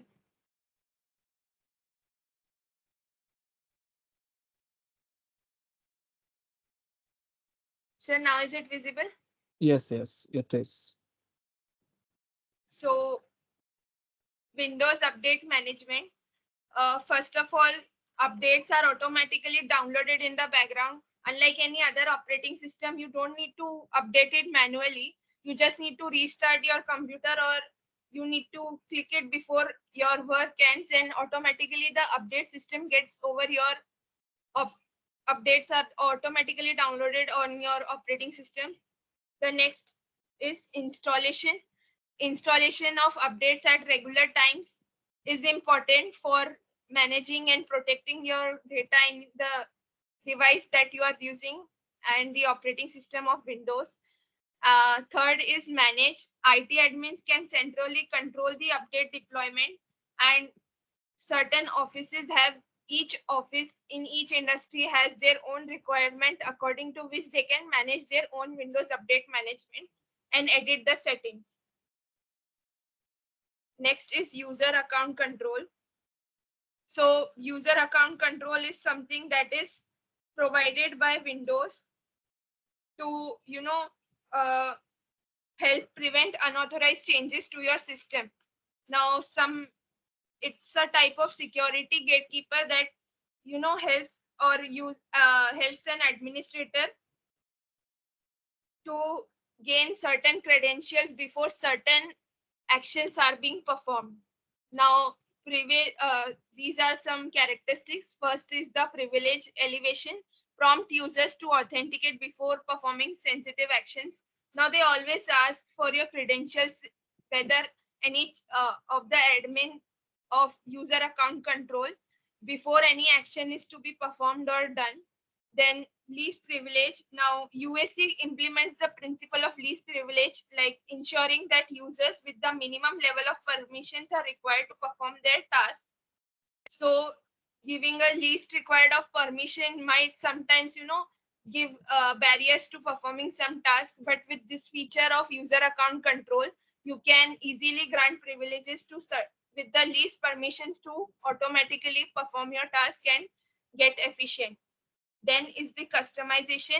IT admins can adjust UAC settings to balance security and usability. Now, Windows allows users to adjust UAC settings to up to their preferred level of security. As I said earlier also, that many industry users have different level of security needs. So customization can be done in UAC to balance security and usability according to their needs. Next is encryption and data Miss Nidhi, protection. Yes. your allotted time is up. How many slides are remaining? 2 more slides, sir. Please wrap it up ASAP. Yeah, sure, I'll wrap it up. Now, encryption and data protection. Moving through first way, BitLocker. Now, it is a disk encryption feature in Windows that helps protect your data from unauthorized access by encrypting the entire contents of your device storage. Next is file encryption. Now, Windows also offer file level encryption through features like encrypted file system, EFS, through which you can encrypt individual files or folders. For example, your security key in a particular file or a folder. Secure boot, verify the integrity of the boot process. For example, your level of as soon as when you might have finished your work, you restart your computer and you might have noticed automatically your BIOS of the system gets updated. That comes under the secure boot system. Now, these are some common man practices that can be performed. First is keeping software updated, that as to get along with the latest technologies or latest measure to protect your data. Enable multi-factor authentication, backup of your data, so that in case you have any malicious program or any ransomware attack, you can immediately back up your data and don't need to have to pay any ransom to that hacker or another black or another, like, say, manipulator. You can train your employees in providing security or how they can provide security to organization. Also install security patches and updates promptly, and require additional verification for high risk activities. Also protect data against loss from incidents or hardware failures. Educate users on security awareness and best practices. Thank you. Thank you, sir. Yes, ma'am. Thank you for your presentation. Our next speaker, Miss Nidhi Makwana, ma'am. My apologies. Miss Nidhi. Hello. Yes, you are audible. Okay. I'm sharing my slides.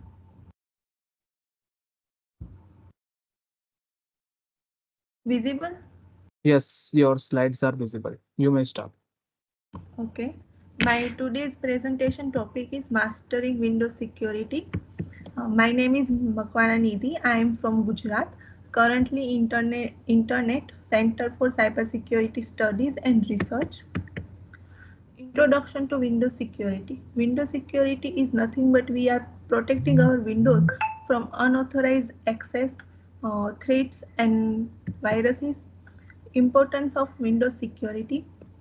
Protection against cyber threats, safeguarding sensitive data, prevention of unauthorized access, compliance with regulation and standards, maintaining business continuity, protecting against evolving threat landscapes. Common threats and vulnerabilities. Malware is a various viruses and threats available nowadays. Phishing attacks is a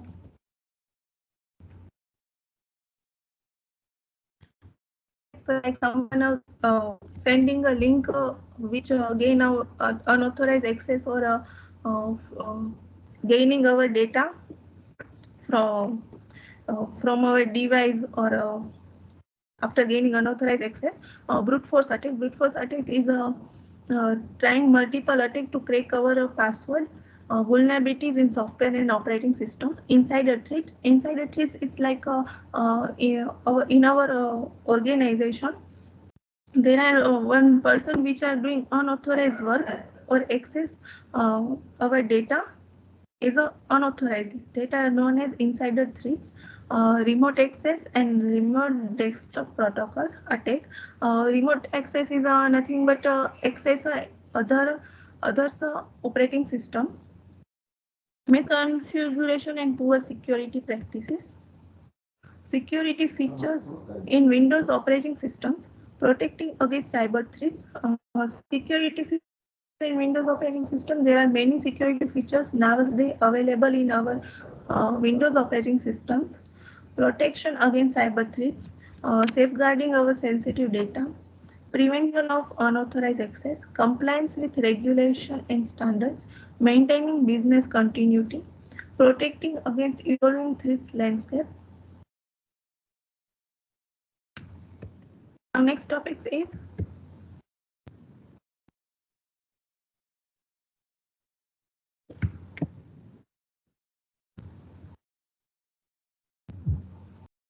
sorry for disturb. User authentication and access control. User authentication is the most important part in access control. Access control, how much access we need to give someone for access data or any operating system or any implement strong password policies, set password length requirements, use complex passwords, set password length requirements. Uh, Always set a length of requirements. Use complex password like always use unique letters, characters, numbers. Enforce password expiry. Always set password expiry date like 1 month, 2 month. Enable password history. Password history. Enable password history means whenever we set new password, there alert us that not use previously used password as you in our anything. Implement account lockout policy. Account lockout policy is nothing but when we are not using account for some particular time period, they can log out or log out. Enable two-factor authentication. Two-factor authentication is an advanced layer of security. Educate use password-based practices. Use password management tools. Regularly auditing password security. Stay informed about emerging threats. Configure user account and permissions. These are configurations steps like user group policies, enforcing password policies, implement list privilege principles multiple factor authentication. Multiple factor authentication is also nothing but applying advanced layer of security like biometrics, or OTPs, etc. Authentication factors are something you know. Something you not know means our password. Something you have. Something you have means like our mobile. So we can get OTPs. We can have card for authentication, and something you are. Something you are means like we have biometrics, facial fingerprints, face recognition. How MFA works? MFA works like whenever we enter password, then we need to enter a OTP, etc. Benefits of MFA: enhance security, reduce risk of unauthorized access, compliance with security standards, user convenience, adaptability, and flexibility. Common MFA methods. Common MFA method is nothing but our SMS, OTP, biometrics, etc. Malware protection and antivirus solution. How we can protect our device from malware and antivirus solution. How we can apply antivirus for our operating systems. Different types of malware. There are numbers of malwares and threats are available nowadays. Some of are there viruses. Viruses are replicate when we click some infected files or folders.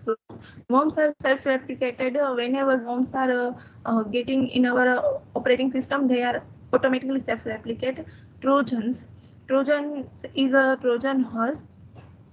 Trojan horse again provide unauthorized access to other parties and steal our data. Ransomware. Ransomware is gain our data and they gain access and after some time they uh, ask for some ransom. Spyware. Spyware is a spy on another's data or another's privacy or operating system. Adware. Adware is nothing but in a sometime websites or something we see so much ads are displaying their data. Adware. Keylogger. Keylogger is always they stores our key, what we are pressing. They maintains a log for what we are doing with our keyboards and what we are typing and collect our data. Rootkits. Rootkits are also gaining unauthorized access from us. Botnets and fileless malware. Fileless malware is like they can't put footprint what we did. Configuring Windows Defender and other antivirus software. Configuring Windows Defender and other antivirus software. Open Windows security. Navigate to virus and threat protection. Configuring real-time protection. Manage exclusion and check for updates. Set a step for we can do for secure our Windows system. Configure other antivirus software also if we need. Excuse me, Malware Miss prevention. Nidhi, your Yes. allotted time is up. Okay. How many slides are remaining?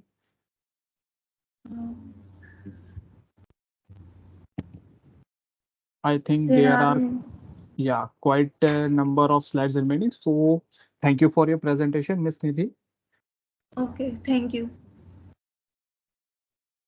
So I will like to invite our next speaker, Mr. Dhirendra Srivastav. Are you in the session?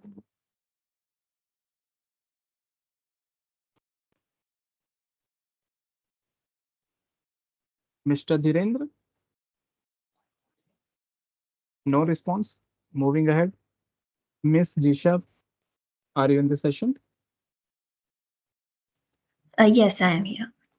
Yes, please. Okay.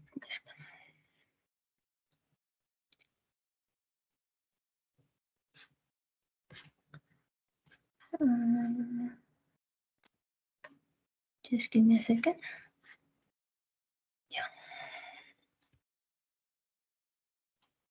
Is my screen visible? Yes, your screen is visible. Okay. So, hello, good evening all. I am Jisha, an intern from Center for Cybersecurity Studies and Research. Today I'm here to present on mastering Windows security. First of all, we need to understand the importance of Windows security.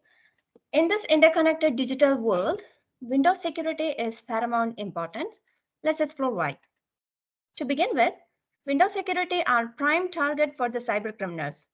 Implementing measures like antivirus software and firewalls defend against malware and phishing attack. Windows device store sensitive information, therefore proper security prevents unauthorized access to data breach, ensuring confidentiality, integrity, and availability. That is the CIA triad, as we all know. The strong authentication, access control, and user permission restrict access to unauthorized personals. And robust Windows security measures ensures compliance and avoid legal and financial consequences. For maintaining business continuity, we need to proactive security and recovery measures which minimize the impact of security breach. And staying informed and implementing proactive security measures is crucial to mitigate risk effectively for the evolving cyber threats. Now, moving on to the common threats and vulnerabilities. First of all, is the malware or malicious software. For examples are like the virus, worms, Trojan, ransomware, which we already heard about them. And next is the phishing attack, which involves tricking users via email, messaging, or social media.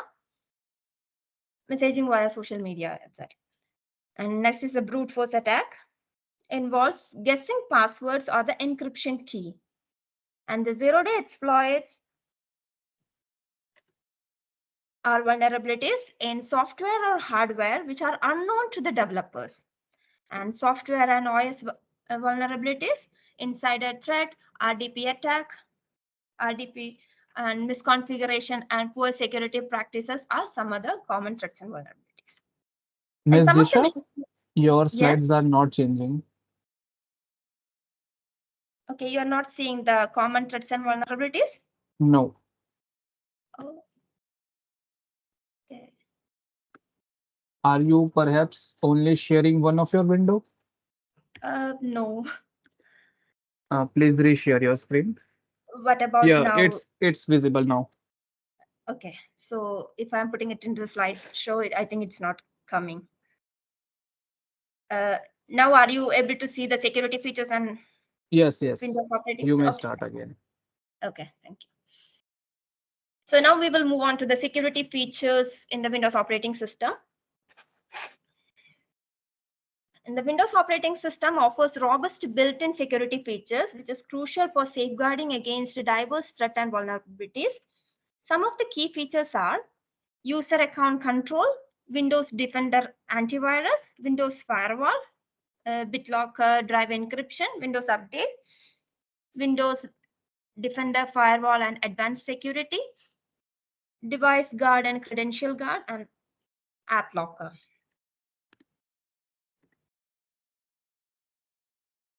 Next is the secure authentication practices. It includes configuring user accounts and permission management, and strong password policies and multi-factor authentication. The creating user accounts, managing user accounts, and assigning user permission, managing group permissions are the user accounts and permission management. And the password policies and MFAs includes first of all, we have to enforce password policies and implementing least privilege principles. We should only grant minimum access to the users and should regularly review and audit the permissions.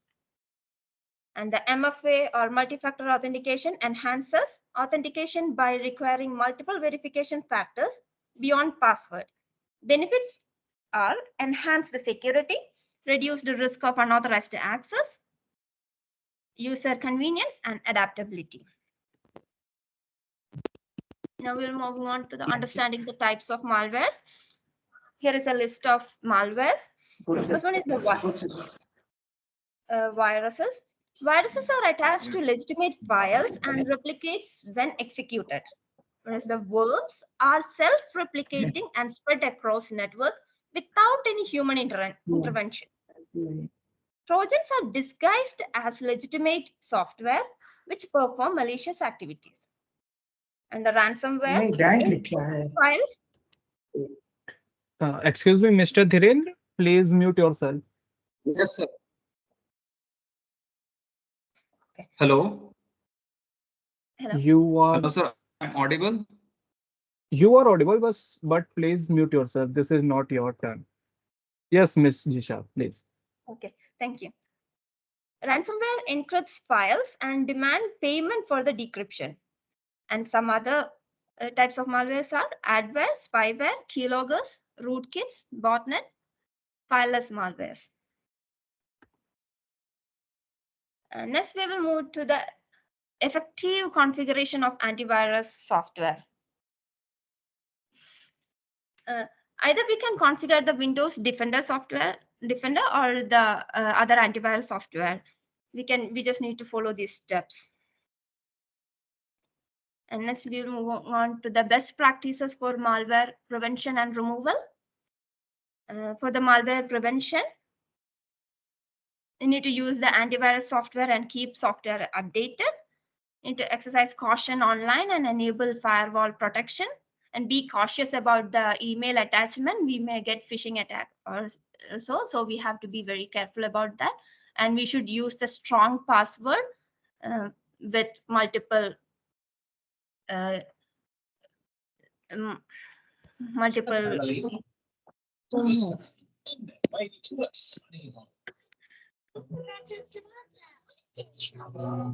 educate users about malware threats and phishing scams. And so if we got attacked by any malware, so we should be knowing how to remove it. So it's better to know how to remove it. So scan for the malware regularly and use removal tools. Boot to scan saves mode and use system restore. And manually remove malware components if necessary. And monitor for recurrence and perform recovery if needed. Configuring Windows firewall.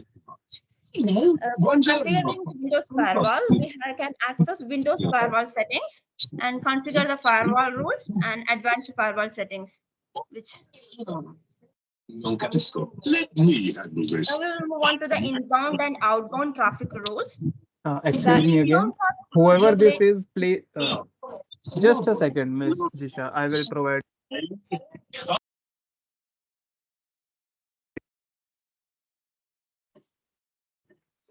Please, everyone is requested to please keep yourself muted.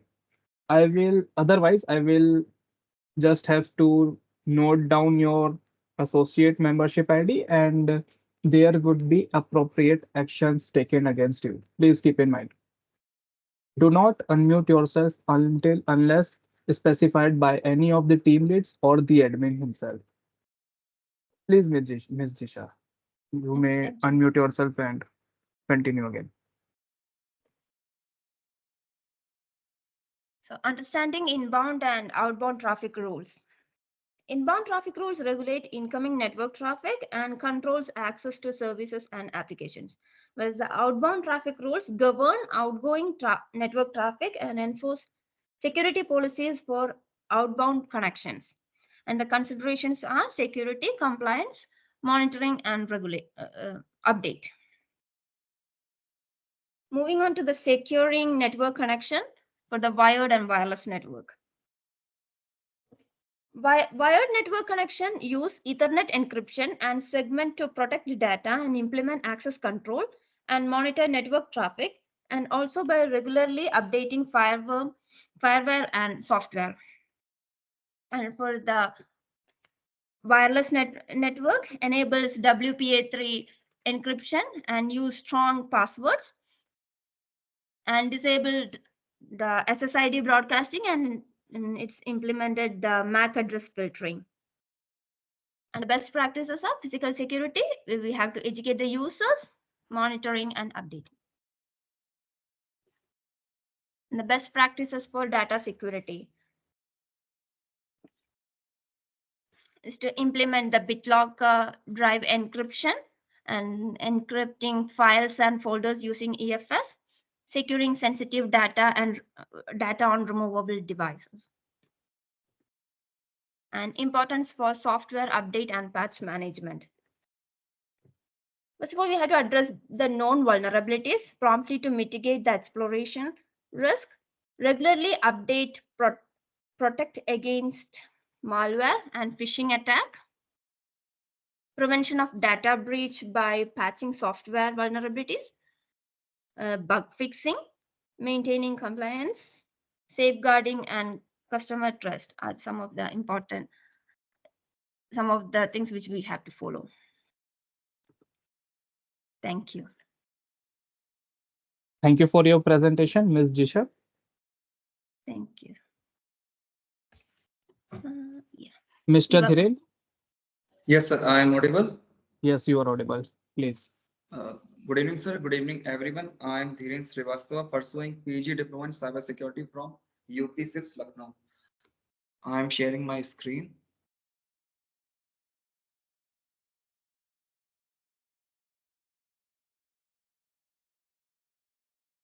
So my screen is visible. No, Mr. Dhiren. Yeah, yes, it is visible now. Okay, sir. Thank you, sir. Sir, I'm presenting my presentation on mastering Windows security. First of all, we have to know about what is Windows. Windows is the most commonly used operating system in digital era, and Windows security encompasses a set of measuring tools and best practices designed to protect Windows-based devices from a wide range of threats like malware, unauthorized access, and data breaches, etc. It safeguards our Windows system in a crucial digital landscape. And Windows security is an approach that can significantly enhance our company defense against us cyber threats. It demands a systematic approach to identify, audit, control, and mitigate potential vulnerabilities. What is the importance of system security? Like, it reduces attack surface. Attack surface. What is attack surface? Attack surface is a space that the cyber criminal attack or breaches. And attack surfaces examples are like weak point in a network, unpatched software and firmwares, weak password, open ports, and outdated softwares. So it reduce attack surface. It enhance resilience, like it strengthen our system defense to withstand and recover from security incidents. It ensure compliance adhere to industry standards and regulation to avoid costly penalties and reputational damages. Some best practices for system security are user authentication and access control. In this, we have to perform use strong authentication like multi-factor authentication, two-factor authentication. We perform least privileges. We grant users the minimum necessary permission to perform their task, limiting the impact of potential breaches. We have access auditing, monitor and review user access logs to detect suspicious activities and addresses vulnerabilities. Malware protection and antivirus solution. A comprehensive coverage. Utilize a robust antivirus solution to detect, prevent, and remove various types of malware threats like ransomware, Trojan, etc. Real-time scanning. It is very important to we perform a real-time scanning. We use antivirus software, and we have to update these softwares regularly, and we have to monitor the behavior of unusual activities, suspicious activities. And other one point is configuring firewall and network settings. We have to configure our firewall setting is essential for managing inbound and outbound network traffic, and it helps us to protect system against unauthorized access. Network segmentation is also important in system security. It is network security techniques that divide the network into a smaller distinct subnetworks and it enables network teams to deliver unique security solutions. We have to use secure remote access for which we use VPNs to safeguard data and system during remote work. We have to implement patch management and updates. We have to identify vulnerabilities and also monitor these vulnerabilities, regularly updates, deploy timely deploy patches and updates. We have to perform some encryption and data protection. We have to use disk encryption like BitLocker for entire disk encryption. For file level encryption, we have to use EFS and BitLocker, as well as for network encryption, we have to use SSL and TLS to encrypt data in transit and prevent events dropping. And the last point is auditing and monitoring. Auditing and monitoring is a play a crucial role in a Windows security. We have to audit our security logs, event logs, and security analytics to perform system security effectively. Thank you, sir. Thank you for your presentation, Mr. Dhiren. Yes, sir. Yes, thank you for your presentation. Moving ahead, our next speaker is Mr. Pawan Kumar Prajapati. Are you in the session? Yes, sir. Am I audible? Yes, you are audible. Good. So I'm sharing my screen. Mr. Dhiren, can you please unshare your screen? Yeah, stop sharing your screen. Yes. Now you may share your screen. So my screen is visible. Yes, your screen is visible now. Okay. So Windows hardening or Windows security. Securing our window operating system is essential in today's digital landscape, where cyber threats are constantly evolving. Windows hardening encompasses a set of major tool and best practice designed to protect window-based devices from a wide range of threats, including malware, unauthorized access, data breach, and more. So now we are going to see common threat and vulnerability which we see in Windows. First, malware can lead to data loss, system damage, financial loss, and unauthorized access to sensitive information. Phishing attack. In phishing attack, what happens? It tricks the user into divulging sensitive information through impersonation or social engineering. Third, software vulnerability. What happens in our Windows? There are many software which are vulnerable. So attacker usually target them. Insider threat. In what happens in the company, malicious or unintentional taken by the individual user within an organization, which can compromise Windows system security. Zero day exploit. What is zero day exploit? Refers to the vulnerability in a software or hardware that are unknown to vendor or developers. Misconfiguration, weak security setting, unnecessary service or ports left open, and lack of security updates. So what are the built-in features in Windows operating system? We can use authentication Uh, and access control. Excuse me, Mr. Pawan. Yeah. Your presentation is not visible. So, Your screen is visible, but your presentation is not showing up.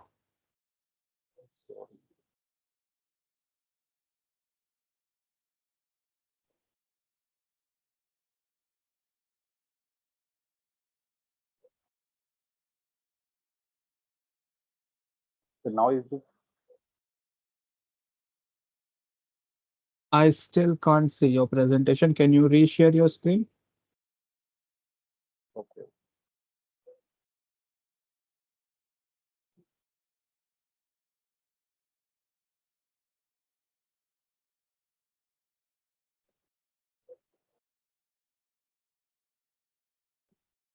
So is it visible now? Yes, it is visible now. Okay. So from starting, I will see. So Windows hardening and security. Securing our Windows operating system is essential in today's digital landscape, where cyber threats are constantly evolving. Windows hardening encompasses a set of major tools and best practice designed to protect Windows system devices from a wide range of threats, including malware, unauthorized access, data breaches, and more. Common threat and vulnerabilities are malware, phishing attack, software vulnerability, insider threat, zero-day exploit, and misconfiguration. In misconfiguration, we see weak security setting, unnecessary service or ports left open, which uh, give the entry points for the attackers to attack. Security feature in Windows operating system are authentication and access control. User accounts and permission play a critical role in controlling access to resources and protecting sensitive information on Windows systems. Windows Firewall provide advanced network protection by controlling inbound and outbound traffic to the system. Window Defender, an integrated anti-malware solution that detects and removes virus, spyware, and other malicious software. BitLocker drive encryption, protected data on the system device drive and removable drive, ensuring confidentiality even if the device is lost or stolen. Configuring user account and permission. So what we do, first we create a user account, manage user account and assign appropriate permission and access levels. Then we enforce password policy. We set password length, use complex password. Maximum password length should be at least 14 character. Mixture of cases should be there. Uses of number doesn't include any sense personal information. Password should not be found in the dictionary of any language. Use of special character should be there. And implementing least privilege. Grant user the minimum access required to perform their tasks. Not more, not less. We can provide multiple factor authentication. What happens in multiple factor authentication? Something you know, like password, PIN, security question. Something you have, like physical token, smart card, mobile devices, and something you are. Biometric characteristic like fingerprinting, facial or iris scan are implemented nowadays. Firewall configuration and network security. In firewall configure firewall settings, we configure inbound and outbound rules. Inbound rules are the rules through which we can uh, inbound rules are the rules which we can target, and outbound rules which we are going to open user is going to open, which are blocked or allowed. Understanding traffic rules, analyze firewall rules to understand which port or protocols are allowed and adjust them based on organization security needs and best practice. Secure, securing network connection, implement strong encryption and authentication protocols for wired and wireless network. Malware protection and antivirus solution. Malware or malicious software pose a serious threat to Windows system. Understanding the diverse type of malware from viruses and Trojan to ransomware and spyware is a crucial for effective protection. Windows Defender built-in antivirus solution offer robust protection against known and emerging threats. Additionally, a variety of third-party antivirus programs can be configured to provide comprehensive security. Best practice for malware prevention, we can regularly update antivirus definitions to stay ahead of the latest malware, enable real-time scanning to detect and block malware in real time, conduct full system scan periodically to identify and remove any existing infection.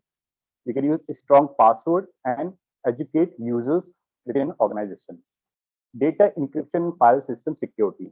Windows support three main encryption methods to store data. First, encryption file standard, also known as EFS, BitLocker, and BitLocker to go. You can encrypt NTFS files and folder using EFS system. BitLocker encrypts specific volume or partition, while EFS encrypt individual file only. BitLocker to go is used to encrypt USB drive, pen drive, etc. Now comes on patch management and software update.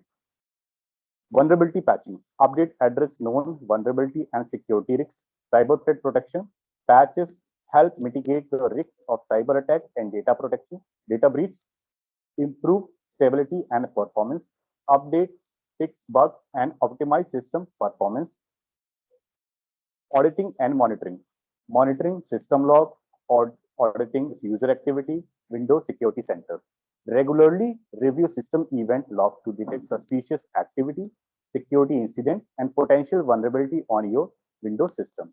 Configure comprehensive auditing policy to track user logons, file access, privilege changes, and other security relevant events for through monitoring. Utilize the built-in Windows Security Center to gain visibility into the overall security posture of your system, including antivirus status, firewall settings, and more. Few examples are Sysmon and Event Viewer. Secure remote access and VPN configuration. Configuring remote desktop protocol securely. Properly configure RDP setting to enforce strong authentication, enable encryption, and limit access to authorized users. Implement multiple factor authentication and restrict RDP to only trusted network or VPN connection. Implementing VPN connection, set up a secure virtual private network to encrypt and tunnel all remote traffic through a private network. Choose a reputable VPN service and configure client setting to ensure maximum security and privacy for remote access. Now, conclusion best practice which we should follow, implementing robust security measures, regularly update your software, implement strong access control, stay vigilant against emerging threats, continuous monitoring, and proactive security. By optimizing, by prioritizing Windows security, you can ensure that confidentiality, integrity, and availability of your critical system and information, ultimately safeguarding your business and its valuable assets. Thank you. Thank you for your presentation, Mr. Pawan Gupta. My apologies, Pawan Kumar Prajapati. Yes, yes. Thank you. Thank you for your respective presentation. Our next speaker is going to be Mr. Krishna Mohan Gupta. Yes, sir. Yes, So you am are I audible. audible? Yes, you are audible. So give me a Please moment. present your screen. Yes, yes. My screen is visible to you, sir? Yes, your screen and your presentation both are visible. You may start. Thank you. Uh, Good evening, sir, and good evening to all. Good morning. And my name is Krishna Mohan Gupta. Now I'm pursuing my PG diploma in cybersecurity from Uttar Pradesh State Institute of Forensic Science, Lucknow. And currently I'm doing my internship at Center for Cybersecurity Studies and Research. So today I'm going to present this Windows security hardening presentation. So actually the Windows security hardening is a essential technique to fortify the Windows system against the cyber threat, like uh, to uh, to apply all the security measure to reduce the attack surface on any system. So the importance of the security, securing Windows system, like mitigate cyber threats. So by applying this security measure, we can mitigate the cyber threat, like protecting against malware, ransomware, and any other unauthorized access, ensuring business continuity. Like if we are not able, or if any user is not able to apply this Windows security correctly on their system, they can harm their business or their personal laptop or whatever they use.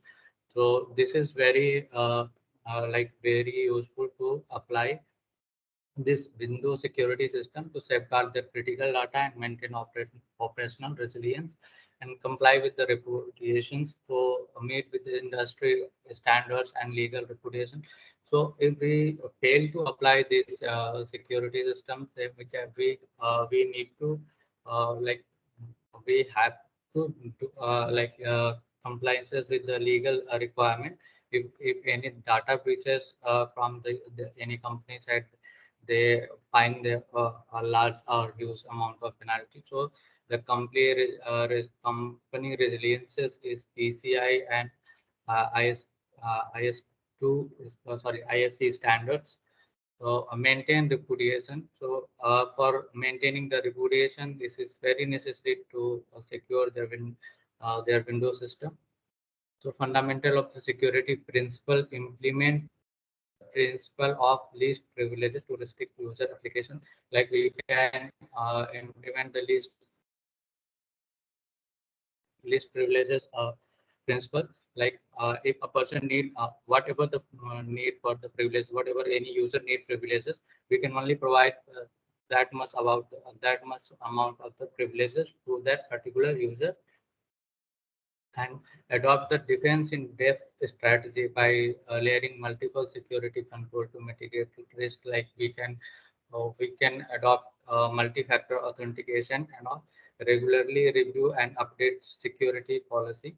So we can regular review our security like updates, whatever the update, if any update is coming, just apply that update on the system. Because if we use older version of any software or any Windows software. So their common vulnerabilities are openly present in the internet. So anyone can easily exploit that vulnerability. So for this reason, we need to update our system regularly and security policy configuration and access control. So user account management, we in this user account management, we can establish user secure account like user account control, create unique user account to strong password to restrict access. So we can force the user account password policy for that particular user or for admin user that the password length should be for 14th character, like there should be the uh, alphanumeric and special characters. There should be the capitals and lower letters of the alphabets. So implement access control. They assign appropriate permission and privileges to each user based on their role and responsibility. So in company, like we can assign mm, account group policy, so that we can assign the privileges to that particular user, that whatever they need, we only provide that much amount of the privileges to that particular user, so that they can only use their necessarily amount of the privileges. So regularly review and audit periodically review user accounts, uh, remove inactive or unnecessary ones. So when we periodically review the user account, and if any user is inactive or anyone that left the company, we can we can mark them unnecessary and we can remove them. Or if there is any suspicious activity, we can also remove them, so that we can reduce the attack surface. Password policy and enforcement. Yeah, we can implement the strong password requirement to enhance the security. So the same thing, like we can enforce uh, the password length, the password like when password time, like how much time, like a periodic time, like after a week this password is expired and the user need to change that password, the old password, and enforce the periodic password changes, and educate the user best practices to create secure password. We can educate the user to how they can create a secure password, deploy multi-factor authentication for critical accounts and system. In company, there are so many critical accounts and system, so we can deploy the multi-factor authentication like like OTP or any identity card or any biometric system apart from the password. We can use for any one of them. And securing the Windows firewall. So for incoming and outbound traffic, we can secure window firewall. So window firewall is a powerful built-in security feature to control network traffic. We can apply inbound and outbound rule in the firewall, so that we can deploy a granular control over the incoming and outgoing connection, so that it can like if any malicious or any unknown IP is coming or coming to make the connection in the system. So we can easily identify either is it a genuine communication or a malicious one. If it malicious one, we can easily drop them or block that connection. So advanced filtering, like we can utilize the IP address filtering and port filtering and program-based rules. So we can define these rules so that we can easily identify this some particular IP address that are not malicious or not good. So we can block them, or we can easily identify the port number where the like minimum number of minimum or usual number of the traffic is coming. If we found that there is some unusual number of traffic is coming, we can easily block them, so that we can save the system from the any DDoS attack or any botnet attack. So periodic review, we can audit and update the firewall rules and system needs changes, like whenever we Yes, apply Mr. any Kishan. change. Yes, sir. Yes, your allotted time is up. 8 minutes are up. I can So see that. Yes, how only many one slides are remaining? one Only. slide, sir. Okay, One. you may complete your presentation. So Just periodic be. review. Sure, sir, Yes, yes, sure. yes. So implementing antivirus and anti-malware solution. So we can apply anti-virus or anti-malware solution, so that we can safeguard our system from any kind of malicious actor that can affect our system. And else we can like run MBSA tool in the system. This is Microsoft Baseline Security Analyzer, and this tool can identify the vulnerability and like lower security password, and we can easily mitigate them. So, thank you. That's also.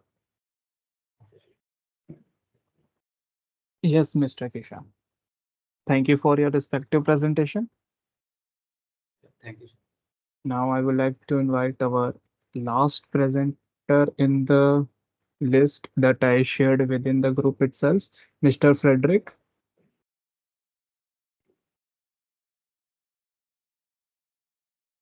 Mr. Frederick Kitendra Ogutu, Yes, are you in? Yes, you are in the session. Please, you are audible. yes, I'm Please share your audible. screen. Yes, you are audible. Okay, thank you. Uh, just a slight announcement. After Mr. Frederick, there are four more individuals or speakers that have been scheduled. So I will announce their names. Just be prepared. Mr. Anubhav Tripathi, Mr. Dinakar, Mr. Naveen, and Mr. Rohit. Yes, Mr. Frederick, you may start. Your screen is not yet visible.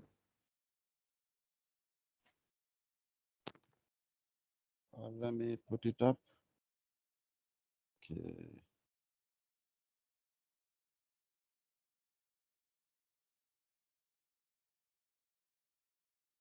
Can you see it? Yes, your presentation and your screen both are visible. You may start, please. Thank you very much. Okay. Introduction to Windows security.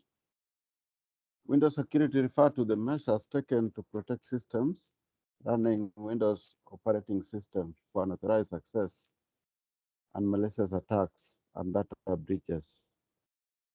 It also encompasses a range of tools, technologies, and best practices that's aimed at guarding the integrity, confidentiality, and availability of information, which is the security thread uh, that's the main of the cybersecurity. The importance of Windows security has grown significantly with the increase of resilience and digital systems for critical business operations and personal communications. So we have a number of importance of Windows securities. Windows security helps in protecting against cyber threats. It helps in the getting sensitive data. Windows system houses sensitive confidential information such as personal data and financial records. It it helps even in the prevention of unauthorized access, compliance with regulation and standards. Like various industrial jurisdictions have strict regulations like GDPR and HIPAA governing the data protection. Importance of Windows security also maintaining business continuity and also protecting against evolving threat and landscape. So Windows is built as a built-in security features like Defender, antivirus built with the Windows operating system, this BitLocker, and Windows Firewall that provide additional layers of protection against malware uh, and data breaches and network attacks. User authentication and access control is the process of verifying the identity of individuals seeking to access Windows system and resources just to ensure that whoever is accessing the system is authorized and not an adversary. Common authentication methods include passwords, which are most widely used and but mainly used but susceptible to Windows risk if not properly managed, and biometric fingerprints, multi-factor authentication, two-way. So those are the ways to control access. The access control involve managing user permissions, privileges to ensure that only the right person has access to the resources or the system. Uh, uh, uh, so we have different access control like role-based, which is controlling a popular access. Is a popular access control model that assigns permissions based on predefined roles, streamlining administration and minimizing the risk of unauthorized access. There are others like least privilege and others. Malware protection and antivirus solutions. Malware, short for malicious softwares, encompasses a wide range of harmful programs designed to disrupt, manage, or gain unauthorized access to computer system and data. Some are reused even in data exfiltration. Common types of malware include viruses, worm. Viruses these are programs that are when they get into the system, then through when you click on them through the user intervention, they can replicate and affect the system. There are Trojans that hide as a legitimate program, while later you find that they affect the system, or attackers can be able to use them. Ransomware that decrypt user data and also maybe can be used to gain financial. Attackers can use them to get financial whatever benefits. Spyware, hardware, and many others. Windows Defender is a built-in antivirus solution included with the Windows operating system that provide real-time protection against malware threats, including scanning for viruses, detecting suspicious behavior, and removing malicious software. They use the signature libraries to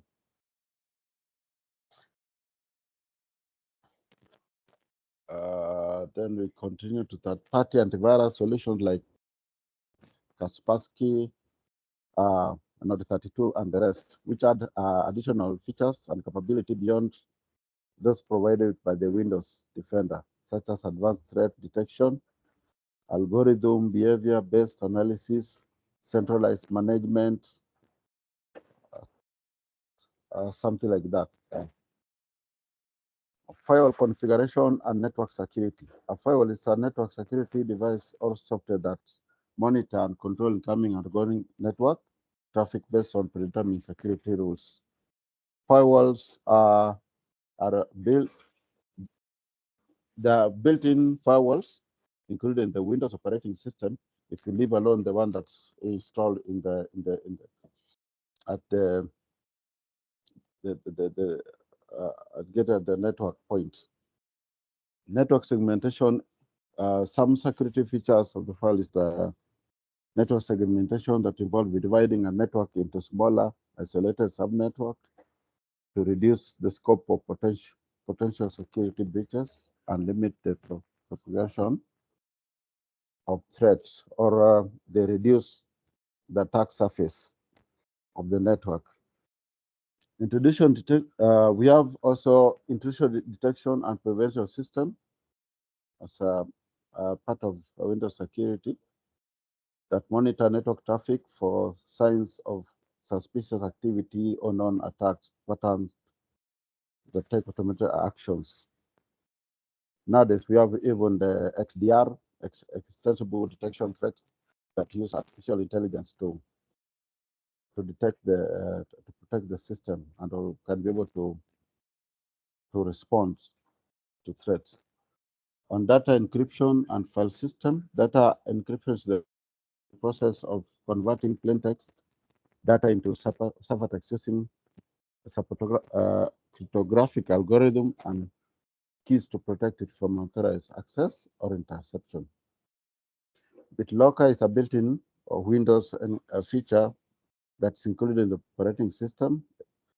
It provides full disk encryption for protecting data stored on hard drive. File system security involves implementing access control, permissions, and auditing mechanism to regulate user access to files and directories, and be able to know who access what. Patch management is the process of identifying, deploying, and Mr. maybe Frederick, monitoring. Yes, yes, your time is up. How many slides are remaining? I have around 3. How much time do you think it would take? Just 3 minutes. But 3 minutes On the is. maximum. On the maximum. I will give you 1 more minute. Please try to finish your presentation ASAP, as soon as possible. Thank you so much. Windows Update Yes. is built-in service provided by Microsoft that develop updates to patch so that attackers cannot be able to hack the system. Monitoring tools, we have monitoring tools such as Event Viewer, Windows Security Logs, and third-party security information, and event management solutions. Secure remote access, users connect to Windows system and resource from remote location while maintaining confidentiality, integrity. And we can use private VPN to help us in public areas like airports, places like that. Group policies, a centralized management tool in Windows environment that allows administrators to define and enforce security setting, configuration, or restrictions. Security templates are defined, configured, and setting that can be applied in Windows system to ensure compliance with security best practices. Thank you so much. Thank you for giving me time. Yes, Mr. Frederick, thank you for your presentation. Thank you so much. Yes. Next, Mr. Anubhav Tripathi. Mr. Anubhav? Hello. Hello. Yes, you are audible. Thank you. Let me just share my screen. Mr. Frederick, can you stop sharing your screen, please?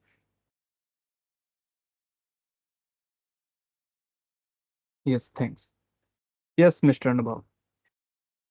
Is it visible now?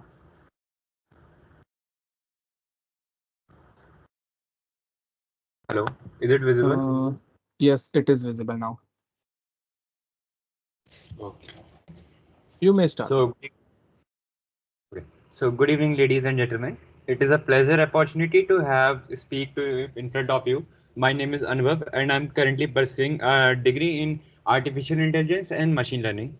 So today I am gonna deep dive on the topic of Windows security. Okay, so I will not take your much time because you have been repeatedly listening the same things again and again. So I would like to just summarize all the things in a short my presentation. I would like to sum up it all. Okay, so in an era, I mean, when the technology is growing, like you saw that you see the technology is at a peak, it's growing continuously day by day. Windows Windows is a mostly used operating system, right? So I mean, Windows, they're like powering billions of devices, ranging from personal computer to the enterprise networking, big computers. Windows, I mean, Windows are used in almost everywhere as a primary OS operating system, right?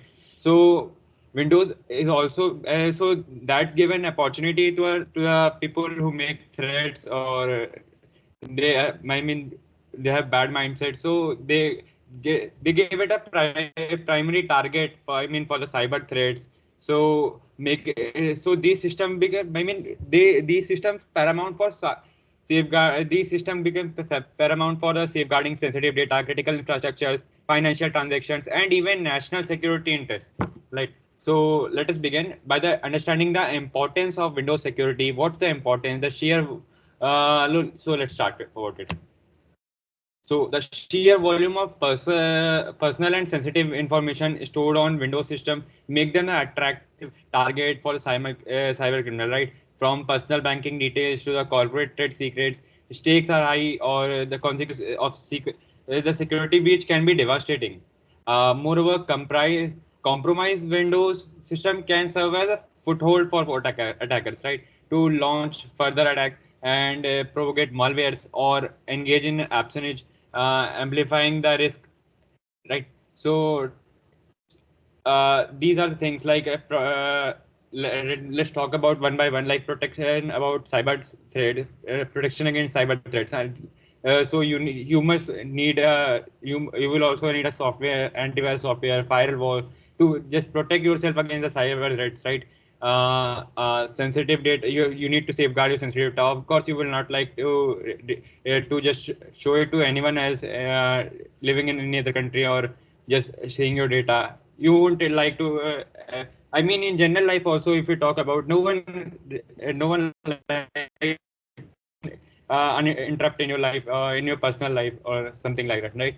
So it's important to safeguard your sensitive data and prevention of unauthorized access, right? Yeah, so let's take it in a general example, like if someone just knock right in your door, and just enter in and opens your cupboards and open your almirahs, would it be I mean ethical, or would it sound good? No, not definitely not, right? So that's the same case in Windows, like Windows system. Like strong authentication is required. You mean you need to control, you have to full access of your computer system. Like no one is allowed to access your data, your information which which you store in your computer system, right? So this thing is important also. Let's move forward. So what are the common threats and vulnerabilities in the Windows system? What are, I mean, how can someone access your computer system? Why is how, and what's the process? How can we just identify if someone has entered in our computer system, right? So let's talk about it. So let's talk about some common threats and vulnerabilities that Windows system face. So first one is the malware. A malware is broad cat. A malware is a type of malicious software, like which can disrupt systems and concept. I mean, it just lead to it just can. It's a main motive is a financial loss and unauthorized access. It just spread out, and it can be in any form. Right. Okay, so it can be like ransomware, spyware, and many more forms are also there. These malicious programs exploit vulnerabilities in the Windows operating system to gain unauthorized access, exfiltrate data, or disrupt system functionality. Ransomware, I mean, particular has emerged as a formidable threat. I mean, encrypting files, and it encrypts the files and demand some ransom amount of payment for their release. I mean, they will just encrypt your files and ask for the payment. If you do complete the payment, then only they will just give you back your files, important files, right? So this is also emerging threat, which can, I can say like that.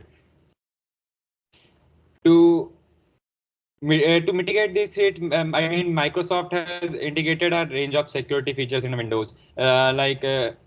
If I talk about Windows security feature like UAC, user account control, right? So first of all, the thing is the users. So basically Windows has the option of adding users and removing users. You can give a specific type of permissions to the user, like what a particular user can do to your system and what she cannot, and like giving access to the computer, complete computer, instead of giving a user control is the thing like Windows is offering. And then Windows have it's a built-in antivirus software like Windows Defender antivirus. You might know about it. Windows Defender antivirus. So basically, it scans for scans and remove malware. It's a bit more efficient as compared to the other external antivirus, which you need to buy and just install on your system. So it's more recommended to use a Windows Defender antivirus. And in case if it is not working or it's disabled in your system, you need to go in settings and try to just on it. So it will make your computer system more secure. And let's talk about Windows Firewall. Okay, so what's a Windows Firewall? So if you notice, you might have browsing the webs regularly, or might be in couple of weeks.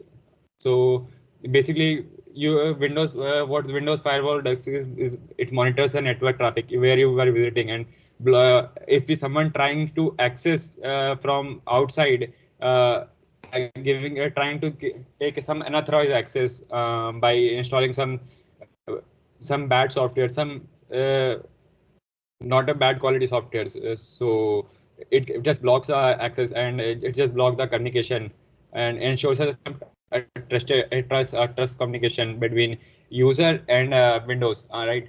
So and the next thing is BitLocker drive encryption. Now, what's that BitLocker drive encryption? If you might not know, Windows also provide a way to just lock your drive. uh, yeah, like Windows C or Windows E, you can just lock it and have your password with yourself. Actually, it generates a hash key. As far as I know, it generates a hash key which you keep with yourself and save it somewhere for your reference. Like you have to keep that hash key with yourself, and you need to allot a password if in Yes, case you Mr. forgot. Anubhav. 8 minutes are up. Oh, just a second, sir. I will just wind up soon as SAP. Uh, I will expect you to wind up in 1 minute, please. Sure, sir. Sure. So next is the Windows update. Basically, it delivers security patches, and Windows Update delivers regularly security patches and updates to address vulnerabilities and enhance system stabilities. So these are the things, right? And some more things are like Windows add some advanced security like app locker and security auditing, monitoring, system hardening. So these are the things that can give that can enhance your Windows security, right? I have Let's talk something about a strong implementing some strong password policies. Like you need to if you want to increase your security, like so you need to implement some strong password quality, like setting up some complex passwords, uh, changing password regularly, enabling two-factor authentication. So it plays a major role in just giving you extra amount of security and all.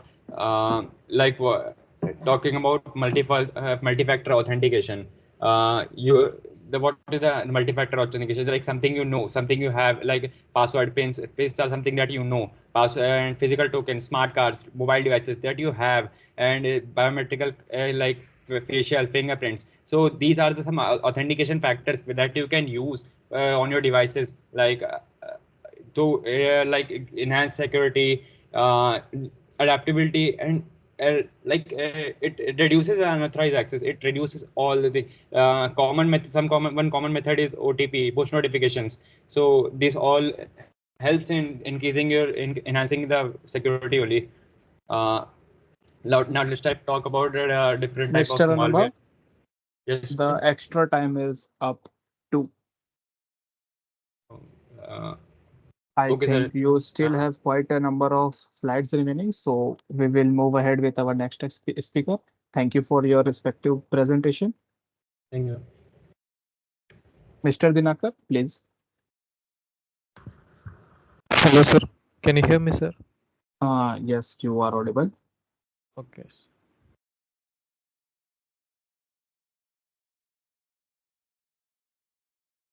Please share your screen. Yeah, sir. I shared. Your screen is visible now. Okay, sir. Yes, you may start. So, yes, sir. So, good evening, everybody. Today, I'm here to present a topic of mastering Windows security. So, first of all, Windows. Windows is a mostly widely used operating system globally. It provides a wide range of devices, including personal computers, laptops, servers, and IoT devices, which is found by Bill Gates and Paul Allen from Microsoft partnership in 1975. So we'll see how Windows is secure and how it is important to us. So Windows security is a set of measures, tools, and best practices designed to protect Windows-based devices from wide range of threat, including malwares, unauthorized access, data breaches, and more. So why we need to protect the Windows security? So first of all, it should be protected against cyber threats like malware infections and phishing attacks, because Windows have a wide threat as it is used in personal computers, laptops. So it need to be protected against cyber threats, and it should be safeguarded against sensitive data, as Windows can store many data in form of folders, files, and text files. So it need to be safeguarded as ensuring CIA, which is a triad of confidentiality, integrity, and authentication. And it should be preventing unauthorized access, because if a hacker able to um, do unauthorized authorized access through our Windows, it can lead to data manipulation, theft, and destruction of the system. Then there are some regulations which helps in personal security, such as GDPR, General Data Protection Regulation. Windows security can follow this GDPR and HIPAA to make Windows secure. So other common threat vulnerabilities, we already heard about malware, phishing attacks, and brute force attacks, and zero-day exploits and insider threats. These are a few common threats and vulnerabilities. Then some of the security features which Windows provides us is user access control. When you are trying to when an application is trying to attain administrative privileges, we will be having a prompt to tell yes or no. So that is followed by user access control, and Windows Defender antivirus, which helps in real-time monitoring of malwares. It can scan automatically all files and folders, mails, and everything for malicious contents. And Windows Firewall, which protects us from inbound and outbound traffic, we will be discussing later. And Windows Update, which helps in security patches, and BitLocker drive encryption, which helps in file encryption and decryption. And let's go to next, configuring user accounts. So when we go to control panel, we can see about here in user accounts, we can see managing your credentials, create password, reset disk, and account name, account type, managing another accounts. So these are some of the configuring user accounts and permissions. Then in Windows 11, the LUSR mgr.msc is not working, so we can use accounts and family other uses to see about the controls, and we can manage user accounts and permissions. Then under user authentication and access control, we can implement strong password policies of maintaining minimum length of 8 to 12 characters, and with some special characters at hash dollars, and we can set maximum password age of 60 to 90 days. After that, we should be able to creating new passwords and enabling password history, which helps in preventing users from reusing old passwords, and account lockout policies, which helps in best practices for password and two-factor authentication. Next, multi-factor authentication is nothing but something, the pins, passwords which we can use for multi-factor authentication, and something you can use facial recognition, fingerprints, iris detection, etc., and something you have which the account is connected with a mobile device, where we can get the notification that your account is being able used by someone, and we can have tokens, physical tokens, which helps in authentication. So here we can see how does MFA work. Entering a username and password. Next, we will be having our second factor of authentication, example of PIN, OTP, biometrics, and then we will be granted access. And some of the MFA methods are OTP, push notification, biometrics, and hardware tokens. Next, understanding types of malwares. We already have seen ransomwares, viruses, worms, trojans, adwares, botnets, and spywares. So configuring Windows Defender and other antivirus software. Windows provides various protection areas of account protection, firewall, networks, app and browser control, device security, etc. We can also use third-party software like Kaspersky, Total Security, Avast Antivirus to protect against malwares. So, preventing from malware, you can use antivirus softwares, keep the software updated.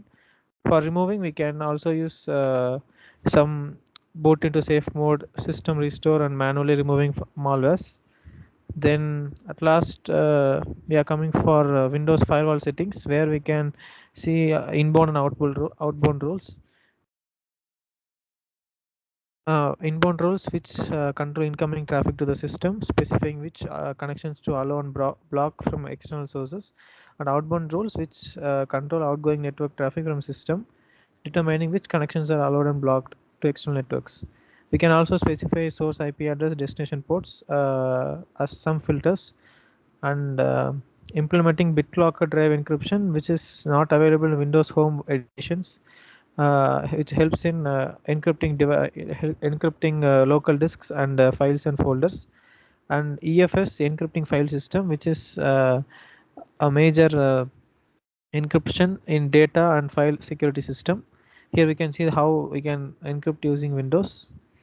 And patch management, we can use Windows update settings, which helps in patch security patches and latest updates against malwares.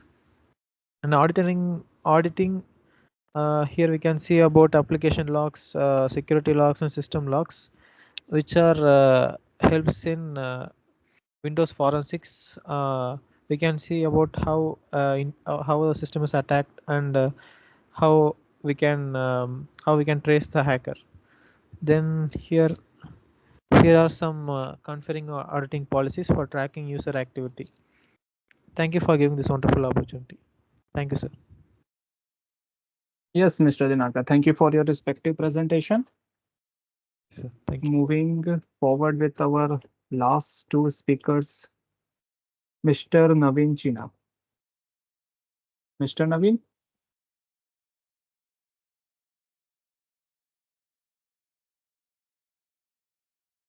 Presumably, he is not in the session. I am audible, sir. Yes, yes, you are audible. Please. Okay, sir. Wait a minute.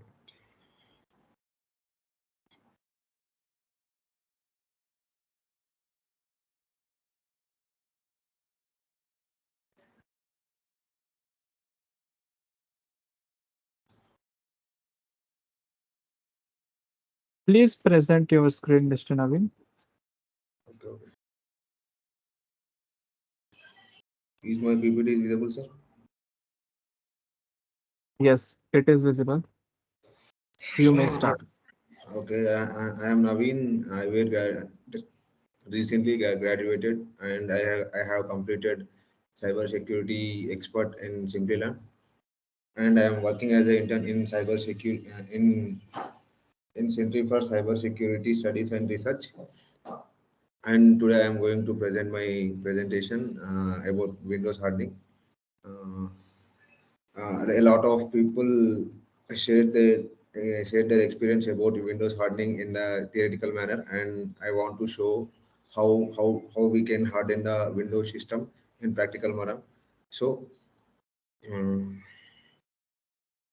if we want to know the system type, we need to enter into settings, and we need to open the subtitle systems, and we need to know about the system. We need to tap on the about, and we know about the system, uh, and this system edition is Windows 11. uh, and if we Windows having a feature, we can add any user into the system uh, by tapping settings, and in the settings and subheadings accounts, and in that we have the option called as other users, and we can add the user into this, and I'm adding a new user to it. If you don't have a Microsoft account, you can skip that.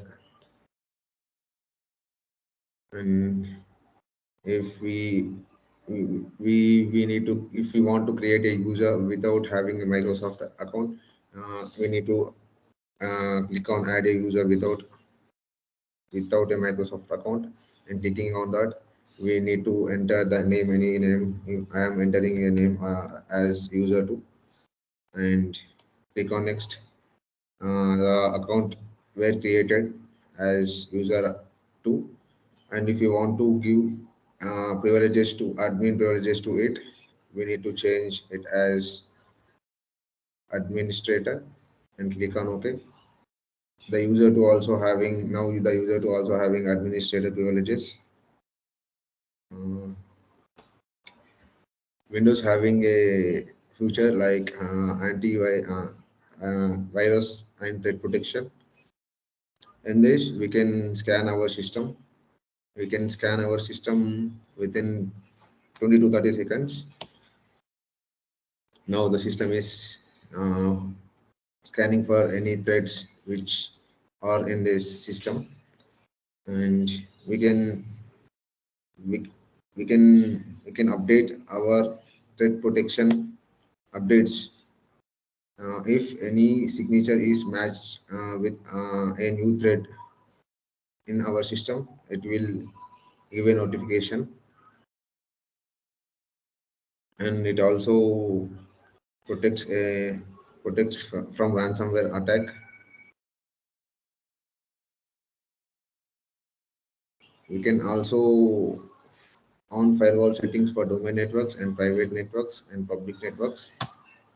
Here I am where enabled Microsoft Defender firewall.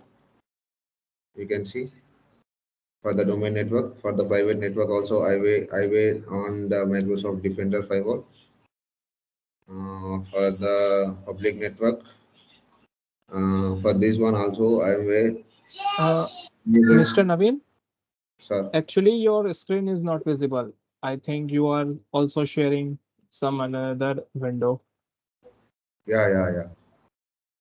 Wait a minute, I am seeing.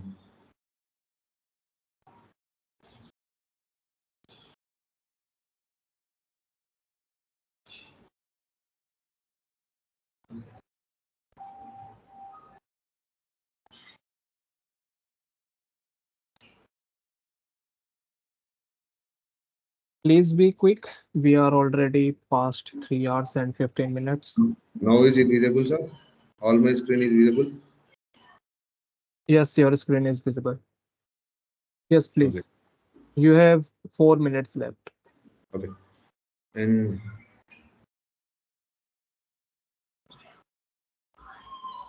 in privacy and security, we have Windows security. We can Virus in virus threat protection, we have already we can quickly scan up to 20 to 30 seconds. It will scan all over the threads in the system. We can protect. We can manage our virus and threat protection settings. It can protect from real-time protection and device drive protection and cloud delivery protection and automatic sample submission and tamper protection. Virus and threat protection updates are they if we want to update any new threats about uh, which are faced by Windows, they are updated here. If we click on this, we can update here.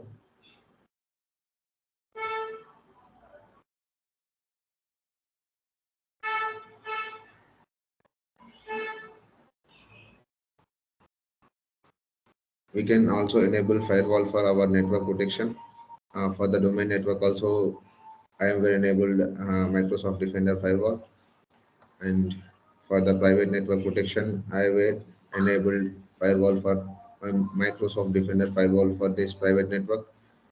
For the purpose of public network, I will also enable the firewall for this public network.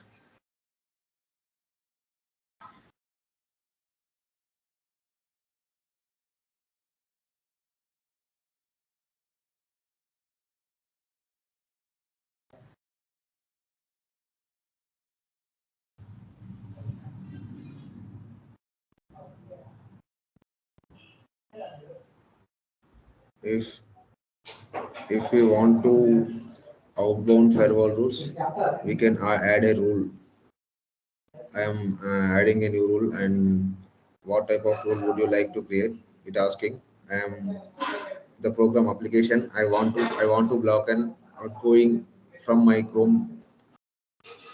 So I click on next, and I need to give a program path to this.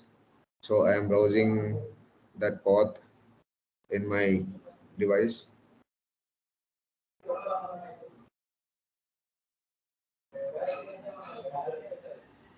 My Chrome is on desktop, so I am searching for the Chrome. This is where Chrome is. I got my Chrome settings, and I will given a path of my Chrome, and I need to click on next.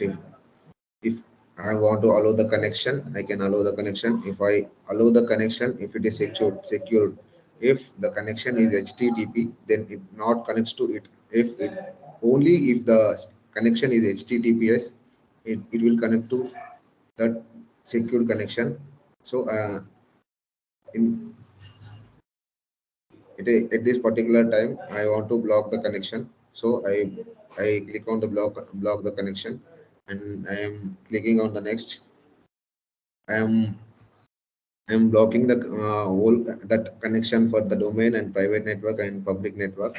So I am clicking on next to block the connections for the domain and private and public. I am giving a name like Chrome block, whatever the name we want to we can give. We can provide a Mr. description.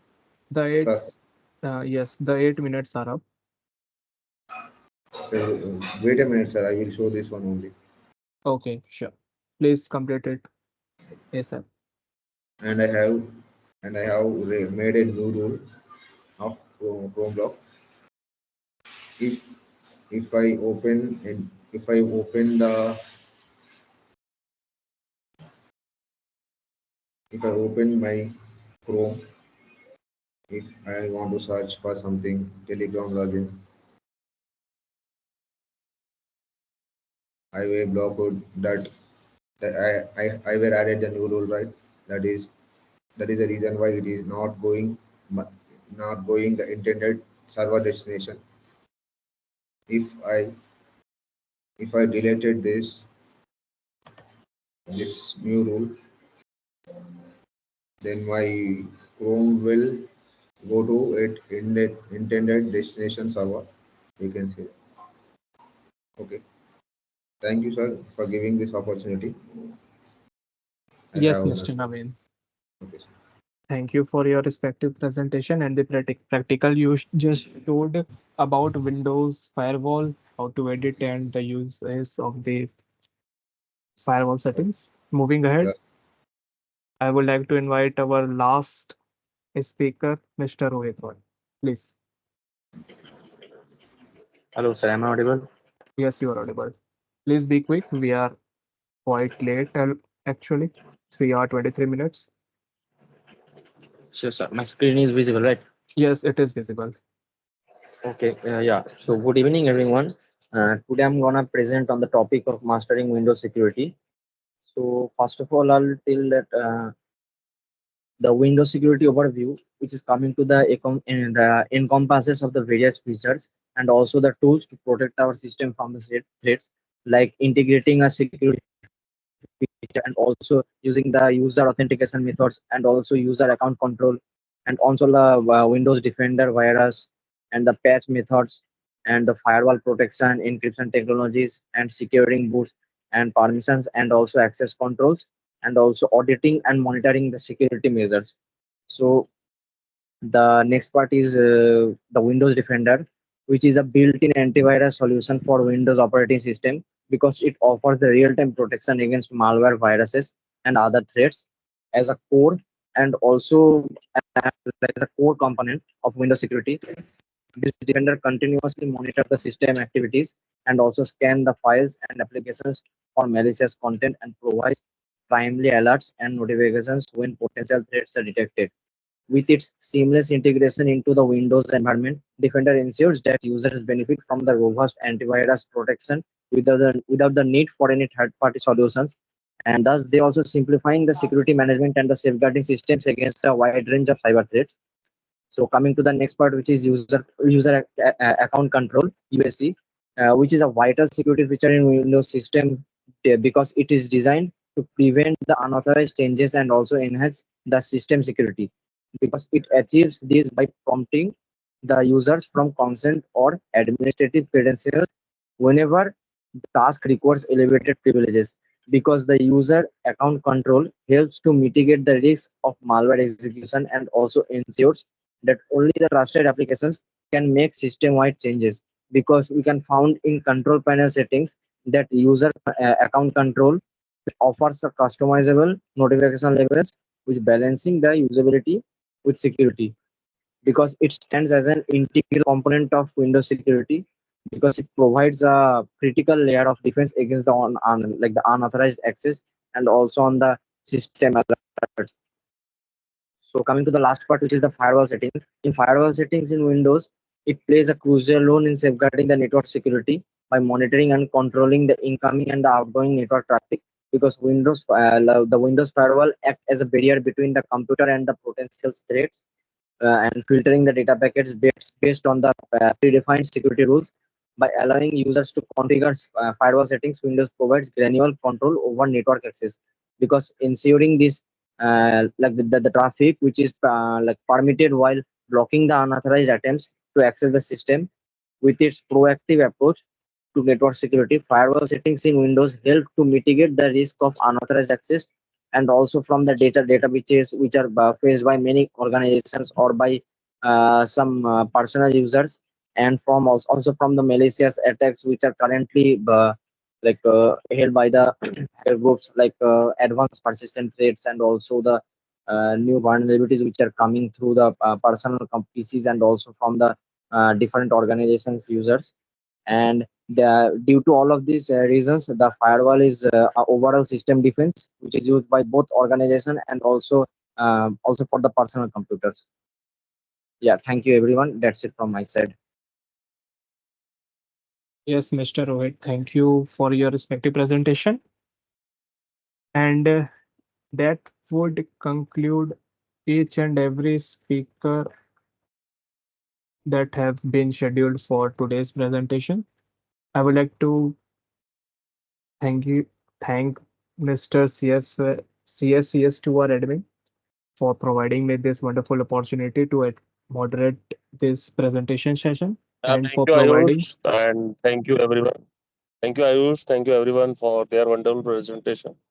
And we definitely hope that the listeners and the presenters gain an insightful knowledge onto this topic, because sometimes when we listen to a lot of people, a lot of new things come into our mind and we got benefited. Okay, so good night, everyone. Have a nice sleep and get ready for tomorrow's task. I have some surprises for you tomorrow.